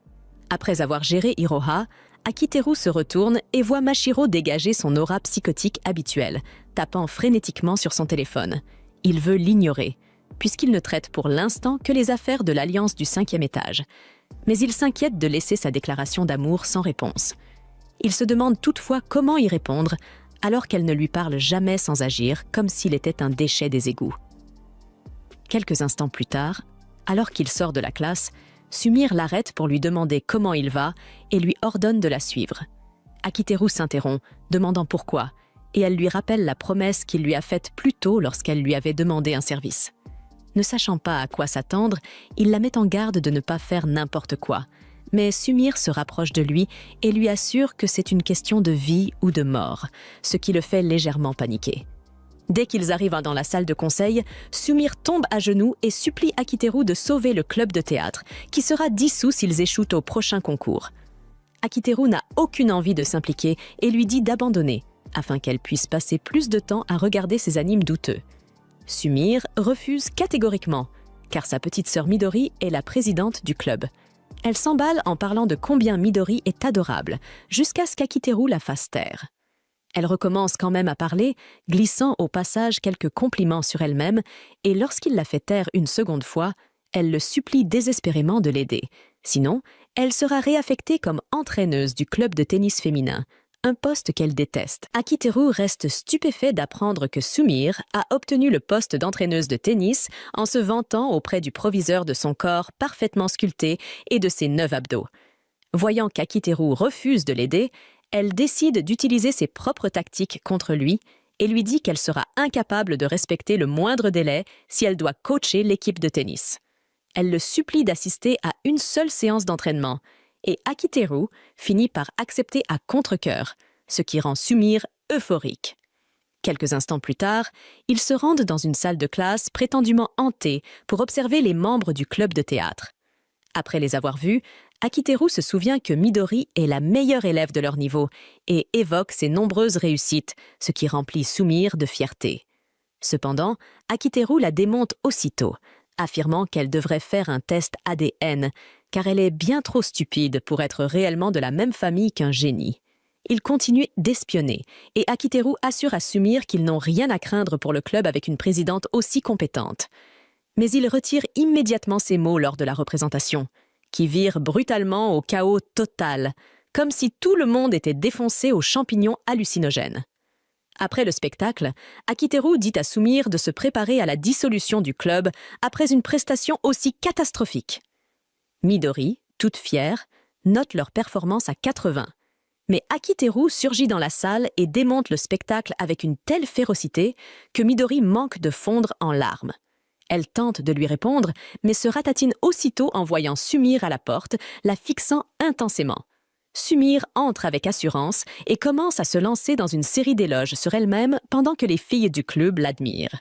Elle présente ensuite Akiteru comme un super producteur, même si les filles restent méfiantes après son explosion précédente. Midori, pleine d'ardeur, le traite d'incompétent et affirme qu'il ne connaît absolument rien au théâtre.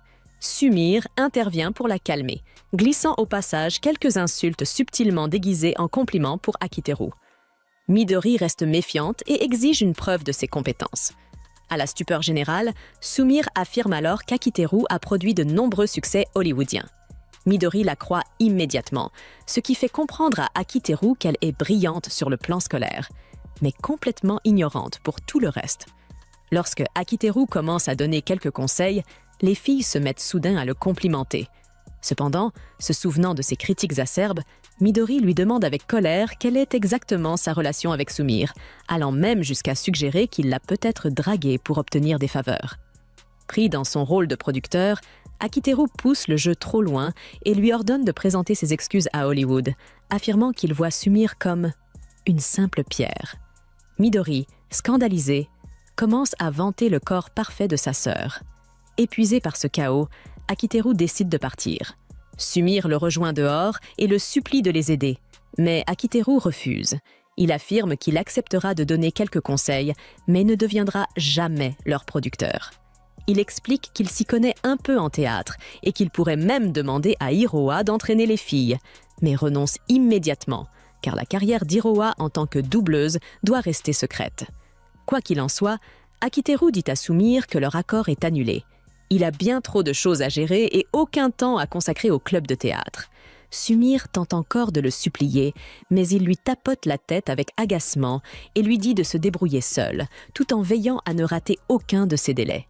Il s'éloigne alors, pensant au talent d'actrice d'Hiroa, tout en regrettant qu'elle refuse d'être sous les projecteurs. Il s'éloigne ensuite d'elle, tout en réfléchissant au talent d'actrice d'Hiroa, regrettant simplement qu'elle ne veuille jamais être sous les projecteurs. Quelques instants plus tard, Hiroa se trouve dans le vestiaire, se préparant à partir pour sa séance d'enregistrement. En lisant un message d'Akiteru, elle le traite d'idiot pour faire semblant d'ignorer ses sentiments. Elle n'a pas envie de le voir, mais décide d'y aller quand même, parce qu'elle aime son travail. En enfilant ses chaussures confortables, Iroha se demande pourquoi Akiteru ne la prend jamais au sérieux, même si elle sait très bien que ses taquineries constantes n'arrangent rien. Elle est aussi jalouse de Mashiro, parce qu'Akiteru fait toujours attention à elle, alors qu'il ne traite Iroha sérieusement que lorsque cela concerne le travail. Inquiète de cette nouvelle personnalité thé vert que la jalousie lui a donnée, elle réfléchit trop, jusqu'à surcharger complètement son esprit. Pensant que personne ne peut l'entendre, elle pousse un cri, et Mashiro apparaît soudain derrière elle, lui demandant si tout va bien. Essayant de balayer ce moment gênant, Iroha lui demande pourquoi elle est encore à l'école. Mashiro lui montre alors une pile de livres colorés, expliquant qu'elle est passée à la bibliothèque après son dernier cours. Iroha est surprise. Elle ne s'attendait pas à ce que Mashiro lise des romans romantiques. Mashiro dit qu'elle veut essayer quelque chose de différent, puis panique, craignant qu'Iroha voie clair dans son jeu. Iroha remarque immédiatement qu'elle cache quelque chose. Mashiro lui propose alors de rentrer ensemble, mais Iroha refuse aussitôt, prétextant un petit boulot, en évitant soigneusement de mentionner son enregistrement avec Akiteru.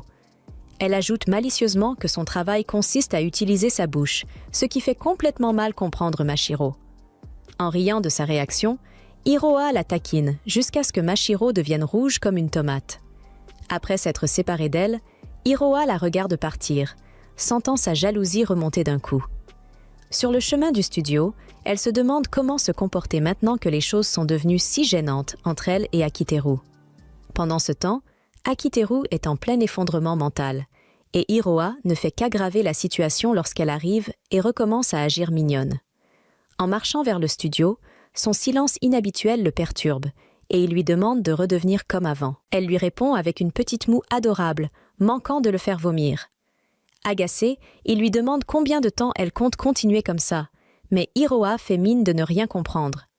Après quelques échanges tendus, Akiteru est à 2 doigts d'exploser, tandis qu'Iroha refuse toujours de lâcher son petit numéro, ce qui lui donne encore plus mal à la tête. Ils finissent par arriver au studio, où Otoi reproche à Akiteru de lui imposer son emploi du temps. Akiteru et Iroha s'excusent ensemble de lui prendre son temps et lui offrent des sucettes en guise de paiement. Otoi accepte immédiatement.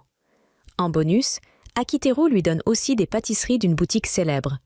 Otoi n'accepte que des pâtisseries haut de gamme comme rémunération, puisqu'elle fait habituellement les enregistrements pour le plaisir. Accepter de vrais jobs impliquerait de vraies responsabilités, et elle préfère éviter ça complètement.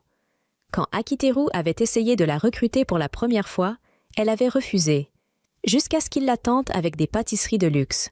Même aujourd'hui, elle décline parfois quand le gâteau ne lui convient pas. Heureusement, celui d'aujourd'hui lui plaît, et Iroha entre dans la cabine pour commencer l'enregistrement. Otoi gronde Akiteru parce qu'il n'a pas donné les scripts à Iroha à l'avance. Il lui explique rapidement qu'Iroha ne peut pas emmener du travail chez elle à cause de sa mère très stricte. Il insiste pourtant sur le fait qu'Iroha est tellement douée qu'elle n'a besoin que de 5 minutes pour lire un script. Aujourd'hui, elle doit enregistrer 5 personnages différents, dont un rôle masculin. Akiteru observe fièrement, convaincue qu'elle va tout réussir haut la main. Le premier rôle est celui d'un délinquant masculin. Mais au moment où Otoi lui donne le signal, Iroha choque les deux en parlant avec la voix d'une peste au thé vert. Otoi stoppe l'enregistrement net et lui demande pourquoi elle sonne aussi raffinée. Iroha, perdue, ne voit pas ce qu'elle a fait de mal. Elle enchaîne alors les 5 personnages, mais chaque voix est exactement la même. Otei s'agace de plus en plus, tandis qu'Akiteru commence à bouillonner. Iroha, elle, reste complètement inconsciente du problème et joue chaque personnage avec enthousiasme. Finalement, excédée, Otoi demande à Akiteru pourquoi Iroha sonne si bizarre aujourd'hui. Sans voix et déjà à bout, il s'excuse rapidement auprès d'Otoi, qui en a déjà plus qu'assez de toute cette CVCB. Elle demande alors à Iroha ce qu'elle pense de sa prestation, et Iroha répond joyeusement qu'elle a très bien fait. Akiteru la réprimande sévèrement, mais Otoi lui fourre une sucrerie dans la bouche juste à temps, avant qu'il ne dise quelque chose d'encore pire. En voyant le changement d'expression d'Iroha, Otoi annonce que la séance est terminée pour aujourd'hui. Iroha sort précipitamment, le cœur lourd, sans même leur adresser un regard. Après son départ, Akiteru s'excuse et remercie Otoi de l'avoir arrêté à temps. Elle lui demande ce qu'il se passe et Akiteru raconte toutes les nouvelles choses étranges et déroutantes qu'il traverse ces derniers temps. Otoa lui dit franchement qu'elle ne comprend rien à l'amour, mais le met en garde. Il ne doit laisser aucun triangle amoureux interférer avec le talent d'Iroha.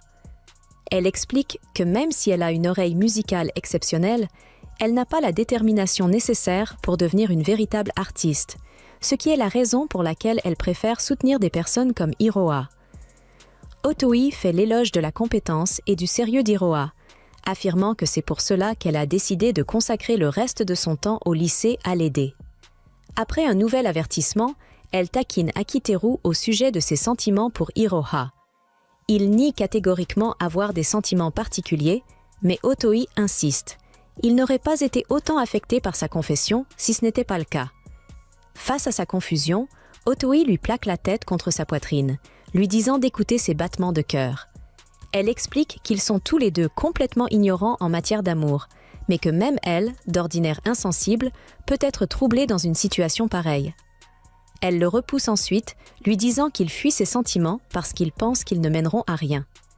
Akiteru réalise alors que la lettre d'amour de Mashiro a bouleversé tous les trois et qu'il s'est comporté comme un idiot en gérant mal la situation entre lui, Iroha et Mashiro.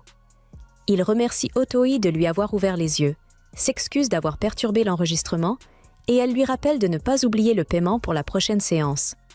Une fois dehors, il fixe immédiatement un rendez-vous avec Mashiro pour dîner. Ce soir-là, il l'emmène dans un restaurant très romantique et chaleureux. Akiteru rit en voyant son air nerveux, ce qui met Mashiro de mauvaise humeur. Mashiro se demande s'il a vraiment les moyens de manger dans un endroit aussi cher et propose que son père paie pour eux. Akiteru la rassure en lui disant qu'il peut très bien payer l'addition. D'ailleurs, rien que l'idée d'être sermonné par son père lui fait un peu peur. Il lui explique qu'il a gagné un peu d'argent grâce à ses affaires avec l'alliance du 5e étage. Akiteru lui dit d'oublier tout le reste et de simplement profiter du dîner. Après avoir goûté leur délicieux jus de raisin, Mashiro regarde autour d'elle et remarque tous les couples adorables. Akiteru se demande si elle n'aime pas ce genre d'endroit. Mashiro lui explique au contraire qu'elle est très heureuse. C'est la première fois qu'elle voit des couples sans ressentir de haine envers eux. Apparemment, d'habitude, les couples affichent tellement leur attitude mielleuse devant elle qu'elle finit par se sentir comme quelqu'un qui ne mérite pas d'être aimé. Mais ici, tous ont l'air vraiment heureux et uniquement concentrés l'un sur l'autre. Après le dîner, ils sortent sur le balcon pour admirer la vue. Mashiro avoue qu'elle hésitait à venir jusqu'ici, parce qu'elle ne voulait pas que leur dîner romantique prenne fin.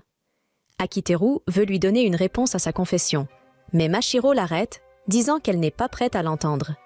Il insiste, mais elle refuse de nouveau, affirmant qu'elle sait déjà qu'il veut la repousser. En vérité, dès qu'elle a reçu son invitation, Mashiro a compris qu'il prévoyait de la rejeter. Akiteru tente de continuer, mais elle l'interrompt. Il est un gentil garçon. Voilà pourquoi il l'a invité ici pour lui laisser de beaux souvenirs. Cependant, elle n'a aucune intention d'abandonner. Elle pense aussi qu'il a été un peu touché par les avances d'Iroha. Mashiro refuse d'être triste et lui annonce, pleine d'enthousiasme, qu'elle l'attendra, peu importe le temps que cela prendra. Akiteru essaie de prétexter qu'il sera occupé par son travail, mais Mashiro le rassure. Tant qu'il reste avec l'alliance du 5e étage, elle restera près de lui. En partant, elle l'informe que dès demain, elle compte le rendre fou d'amour. Aussitôt Mashiro parti, Akiteru prend son téléphone, prêt à affronter Iroha à son tour. Plus tard dans la nuit, lorsque Akiteru se rend chez Iroha, Azuma l'accueille à l'intérieur avec un large sourire enjoué. Akiteru se demande pourquoi Azuma laisse un garçon rendre visite à sa sœur aussi tard, mais Azuma lui explique simplement que leur mère ne rentrera pas. Une fois Azuma partie, Akiteru appelle Iroha pour s'excuser, mais elle refuse d'ouvrir la porte. Elle insiste sur le fait que c'est elle qui devrait s'excuser d'avoir gâché la séance d'enregistrement. Akiteru la supplie encore et encore d'ouvrir, mais Iroha l'envoie promener à chaque fois en disant qu'elle ne veut pas le voir. Désespérée, Akiteru menace de défoncer la porte. Iroha ne croit pas qu'il irait jusque-là. Mais, à sa stupéfaction, il la brise vraiment.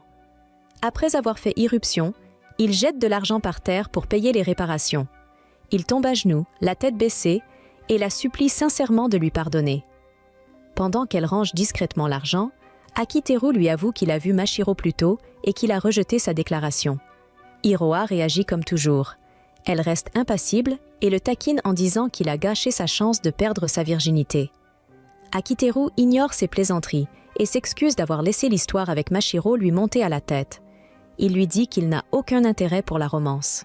Dans son esprit, la colère d'Hiroa vient du fait qu'il pensait à l'amour alors qu'il aurait dû se concentrer sur les affaires de la Fifth Alliance. Après avoir écouté sa justification pitoyable, Hiroa laisse échapper un petit rire et se retient de trop en dire. Elle accepte son explication. Puis, après un court moment d'hésitation, elle finit par avouer qu'elle était jalouse de la façon dont il a traité Mashiro. Elle lui explique qu'Akiteru traite toujours les membres de la Fifth Floor Alliance avec un sérieux professionnel, comme s'il s'agissait d'une relation de travail. Dès le début, il a clairement montré que la seule chose qui l'intéressait était le moyen le plus rapide de faire réussir l'alliance. En entendant son point de vue, Akiteru réalise que son obsession pour l'efficacité a peu à peu. La seule personne avec qui Akiteru s'était jamais montré réellement proche était Azuma. Alors, lorsqu'Hiroa l'a vu se rapprocher de Michiro, même si Michiro ne faisait même pas partie de l'alliance, elle a ressenti de la jalousie. Elle avoue également que son obsession étrange pour la confession de Michiro l'a dérangée, surtout parce que cela n'avait absolument rien à voir avec leur travail. Akiteru essaie faiblement de se justifier en prétendant que sa relation avec Michiro est, d'une manière ou d'une autre, liée à la réussite de l'alliance. Mais Hiroa ne croit pas une seconde à cette excuse ridicule. Elle lui dit que, vu la réaction dramatique qu'il a eue, il doit forcément y avoir autre chose. Voyant à quel point il est gêné par sa remarque directe, elle s'excuse rapidement. Après un court silence, elle lâche soudain, d'une seule traite, qu'elle était vraiment jalouse de la façon dont il traitait Michiro. Elle avoue que cette jalousie l'a rendue idiote toute la semaine et qu'à cause de ça, elle a raté l'enregistrement. Elle pensait qu'Akiteru la traiterait différemment si elle agissait bizarrement. Après avoir déballé tout ça sans honte, elle s'excuse à nouveau. Cette confession soudaine plonge Akiteru dans la confusion et il lui demande hésitant si c'était de la jalousie romantique. Il attend sa réponse. Mais au lieu de ça, Hiroa éclate de rire. Elle sort son téléphone et lui fait écouter un enregistrement de sa réaction, révélant qu'elle plaisantait depuis le début. Choqué et furieux d'être tombé dans le piège une fois de plus, Akiteru se met à fulminer, tandis qu'elle continue de le taquiner. Il exige qu'elle supprime l'enregistrement, mais elle refuse catégoriquement. Hiroa lui explique que la jalousie n'est pas toujours romantique.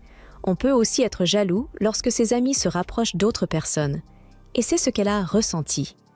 Peu importe ses menaces, elle continue de faire jouer l'audio en riant aux éclats.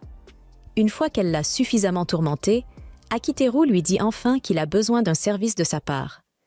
Plus tard dans la nuit, une fois rentré chez lui, Akiteru n'arrive toujours pas à croire qu'Hiroa l'ait encore piégé. Malgré tout, il se sent soulagé qu'elle ne lui ait pas fait une déclaration comme Mashiro, car il n'aurait jamais supporté un autre désastre émotionnel. Aux traductions en français. Malgré tout, il ne peut s'empêcher de se demander si elle plaisantait réellement ou si une part de vérité se cachait derrière sa légèreté habituelle. Le lendemain, Akiteru emmène Aroy et Ozuma avec lui pour tenter de sauver le club de théâtre. Même s'il le qualifie d'ingérence, les deux trouvent la situation suffisamment intrigante pour s'y investir à fond. Dès qu'ils ouvrent la porte du club, Midori bondit sur Akiteru, mais il parvient à l'arrêter. Elle refuse catégoriquement sa présence, persuadée qu'il est impliqué dans une affaire louche avec Sumire. Sumire, assise en silence dans un coin, observe leur dispute. Elle envoie discrètement un message à Akiteru pour s'excuser d'avoir échoué à convaincre Midori. Akiteru tente d'expliquer qu'il ne se passe rien entre lui et Sumire, mais Midori ne veut rien entendre. Il affirme qu'il souhaite simplement aider après avoir vu à quel point les filles étaient dévouées pendant les répétitions. Il ajoute que, sans direction, leur dévouement ne sert à rien. Après avoir écouté le discours motivant d'Akiteru, Midori et les autres filles commencent à hésiter. Akiteru leur promet de les aider à remporter la compétition et tend la main à Midori, mais elle demeure indécise. Voyant son plan échouer, Akiteru se tourne vers sa carte secrète et fait signe à Ozuma. Ozuma s'avance alors et laisse entendre, avec un naturel désarmant, qu'il entretient une relation romantique avec Akiteru. La salle entière reste bouche bée. Même Sumire pousse un cri bestial sous le choc, à cause de son obsession pour le BL, tandis que Midori tourne sur elle-même pour repérer d'où le bruit provient. Sumire invente alors une excuse complètement absurde tout en se curant maladroitement le nez. Parmi toutes les personnes présentes, Akiteru est le seul à ne pas se laisser berner par son... Comme prévu, Azuma commence à tisser une histoire parfaitement crédible sur sa prétendue relation amoureuse avec Akiteru, et Midori finit enfin par y croire. Rouge comme une tomate et incapable de parler correctement, elle accepte finalement de collaborer avec Akiteru. Après leur poignée de main, Akiteru présente Azuma comme leur programmeur et Atwa comme leur ingénieur du son. Quelques instants plus tard, il sort un tableau et démarre sa présentation. Il commence immédiatement par démolir toutes leurs idées précédentes, les qualifiant d'irréparables. Son plan est de leur donner le script rejeté par Makigai. Même s'il n'était pas assez bon pour la Fifth Floor Alliance, il reste largement supérieur à leur chaos actuel.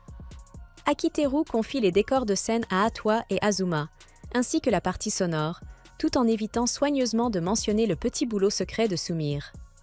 Les filles sont impressionnées par son plan, même si Midori proteste encore contre l'idée de changer brusquement de script. Akiteru lui répond de le lire avant de se plaindre.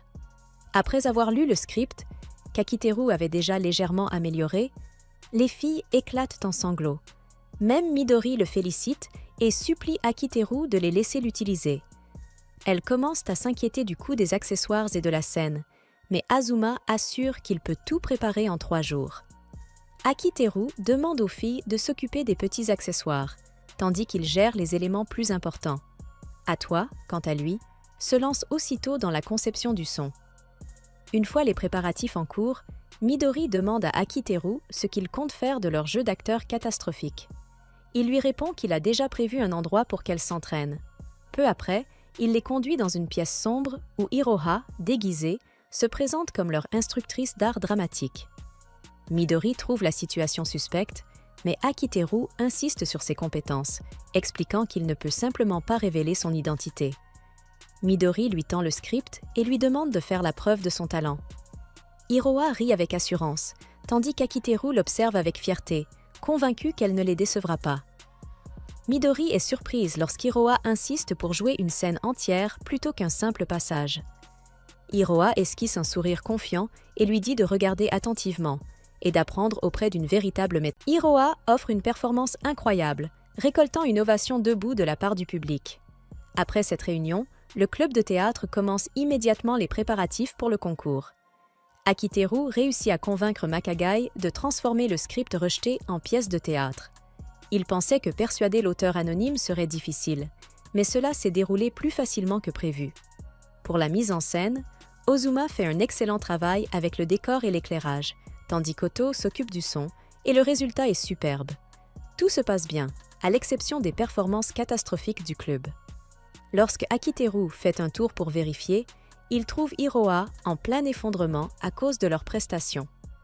Après l'avoir calmé, Iroha gronde Midori, lui disant de se détendre au lieu de trop se forcer.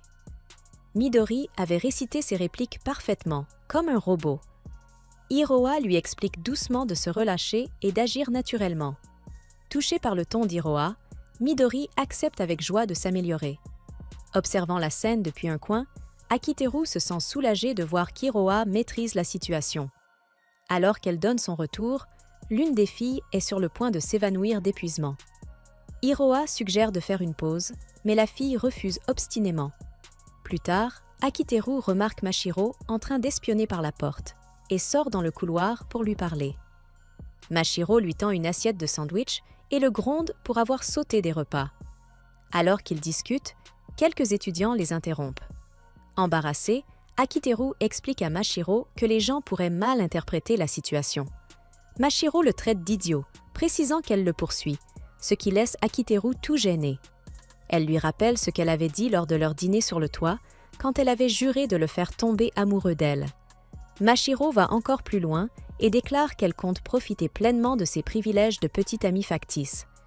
Juste après ces paroles, sa confiance s'évapore et elle s'enfuit, embarrassée. Soulagée de la voir partir, Akiteru lui fait ses adieux, mais Mashiro se retourne et lui dit doucement qu'elle a hâte de voir son spectacle. Akiteru retourne à l'intérieur et voit Iroha féliciter les filles pour leur progrès. Les filles la remercient d'être une bonne professeure et elles célèbrent ensemble, promettant de faire de leur mieux avant le concours. Akiteru remarque l'expression changée d'Hiroa, alors qu'elle observe silencieusement les filles joyeuses. Ce soir-là, Hiroa rentre chez elle avec Akiteru et, comme d'habitude, prend immédiatement possession de son lit. Akiteru regarde, impuissant, tandis qu'elle s'installe comme si le lit lui appartenait. Voyant son expression gênée, Hiroa va plus loin en relevant légèrement sa jupe juste pour le taquiner. Akiteru ne réagit pas et attrape un spray désodorisant pour la faire taire. Hiroa crie de gêne, mais Akiteru continue de la vaporiser comme si elle était un insecte. Il lui dit de quitter sa maison si elle se sent mal à l'aise, et à sa grande surprise, elle accepte. Akiteru trouve son comportement suspect, mais Hiroa insiste sur le fait qu'elle n'a aucune arrière-pensée et prend son sac pour partir. Akiteru l'arrête et lui demande si elle va vraiment bien. Il explique qu'elle semblait troublée plus tôt dans la salle de théâtre. Hiroa est surprise qu'il ait remarqué, et réalisant qu'elle ne peut rien lui cacher, elle finit par se confier. Elle avoue qu'elle était jalouse des filles du club de théâtre parce qu'elles peuvent librement se produire sur scène, alors qu'elle doit rester une actrice mystérieuse derrière le micro. Elle ressent que la seule façon d'appartenir pleinement à l'alliance du 5e étage est de montrer ouvertement son talent. Akiteru se sent mal pour elle et déclare qu'un jour, il l'aidera à se produire fièrement devant tout le monde. Il explique qu'il a formé l'alliance du 5e étage pour aider ses amis à devenir la meilleure version d'eux-mêmes. Il annonce fièrement qu'il lui donnera encore plus de travail à l'avenir. Alors que l'ambiance se détend, Akiteru promet de lui ouvrir la voie pour réaliser tous ses rêves. Ému par ses paroles, Hiroa accepte de suivre son exemple. Avec la compétition qui approche, Akiteru lui rappelle de ne pas se relâcher, et Hiroa promet de travailler dur pour livrer une production exceptionnelle. Pendant ce temps, Kanaria, une éditrice de Yusa Publishing, sonne à l'appartement de Mashiro. Mashiro la fait rapidement entrer, lui demandant de baisser la voix. On découvre que Mashiro est en réalité Makagai, le membre anonyme de l'Alliance du 5e étage, et Kanaria est au courant. Mashiro la prévient de rester prudente, car ses amis ne connaissent pas sa véritable identité. Kanaria est choquée en voyant le script rejeté, car il n'a rien à voir avec le style habituel de Makagai. Mashiro, en revanche, estime que le script est parfait. Kanaria lui fait la leçon sur la différence de style, expliquant que Mashiro écrit généralement des histoires sombres et perturbantes. Celui-ci, au contraire, dégage une atmosphère lumineuse, et elle supplie désespérément Mashiro de revenir à son style habituellement inquiétant. La veille de la compétition, le club de théâtre se réunit pour une dernière répétition. En voyant tout prendre forme, Akiteru se sent fier. Il envoie un message à Hiroa pour la féliciter d'avoir si bien enseigné aux filles. Il reçoit également un pouce levé d'Otoa, qui estime que le club est prêt. Sumire remercie Akiteru d'avoir contribué à ressusciter ce club autrefois moribond. Profitant du moment, Akiteru la menace subtilement à propos de ses délais. Surprise par ce changement soudain, Sumire change rapidement de sujet en parlant du rassemblement de motivation avant de s'enfuir. Azuma souhaite assister au rassemblement, mais se demande si cela est permis puisqu'il ne fait pas partie du club. Akiteru décide également d'y assister et demande à Azuma d'y aller en premier pendant qu'il range. Azuma l'interroge ensuite sur sa relation avec Hiroa, et Akiteru explique que tout est redevenu normal. Azuma se dit heureux puisque sa sœur semble plus épanouie, puis taquine Akiteru au sujet de Mashiro. Akiteru le nie rapidement, se sentant coupable et incapable de plaisanter sur les sentiments de Mashiro. Voyant son expression, Azuma abandonne le sujet en plaisantant qu'il espérait un triangle amoureux. Akiteru lui répond qu'il est déplacé de se moquer des difficultés des autres. Une fois tout le monde parti, Akiteru commence à nettoyer le hall lorsque Midori s'approche de lui. Elle tente de le remercier pour avoir aidé le club à progresser, mais Akiteru l'interrompt en expliquant que leurs progrès sont le fruit de leurs propres efforts. Il lui dit de réserver ses remerciements pour après la compétition. Midori accepte et promet de donner le meilleur d'elle-même. Avant de partir, elle avertit Akiteru qu'elle trouve encore sa relation avec sa sœur suspecte. Après avoir raconté des anecdotes embarrassantes sur Sumire, Midori s'élance hors de la pièce. Après avoir fini de nettoyer, Akiteru se rend dans la salle du club pour le rassemblement, mais découvre tout le monde l'air solennel. Il apprend qu'une des filles du club, Yamada, a perdu connaissance et a été emmenée à l'infirmerie de l'école. Akiteru se souvient qu'elle avait failli s'évanouir plus tôt à cause de l'épuisement et réalise qu'elle pourrait ne pas pouvoir participer à la compétition le lendemain. Il se sent terrible d'avoir laissé les choses aller si loin. Midori se blâme également de ne pas avoir fait attention à la santé de ses membres. Sumire leur demande d'arrêter de se rejeter la faute et de trouver un remplaçant pour la performance de demain. Sans aucune remplaçante disponible pour prendre la place de Yamada, Midori est désespérée et encourage les autres filles à se montrer volontaires. Malheureusement, les 3 filles restantes ont surtout travaillé en coulisses jusqu'à présent et ne connaissent ni le script ni la manière de jouer. Akiteru souhaite proposer Iroha, mais ce n'est pas à lui de décider. Alors que tout le monde peine à trouver une solution, Iroha s'avance et se propose pour le rôle, surprenant tout le monde. Akiteru hésite, incertain qu'elle soit prête, mais Iroha insiste avec assurance. Elle retire son déguisement et déclare que son rêve est également lié à cette pièce. Émue par sa détermination, Midori accepte, et Akiteru observe avec fierté en jurant de l'aider à réaliser son rêve.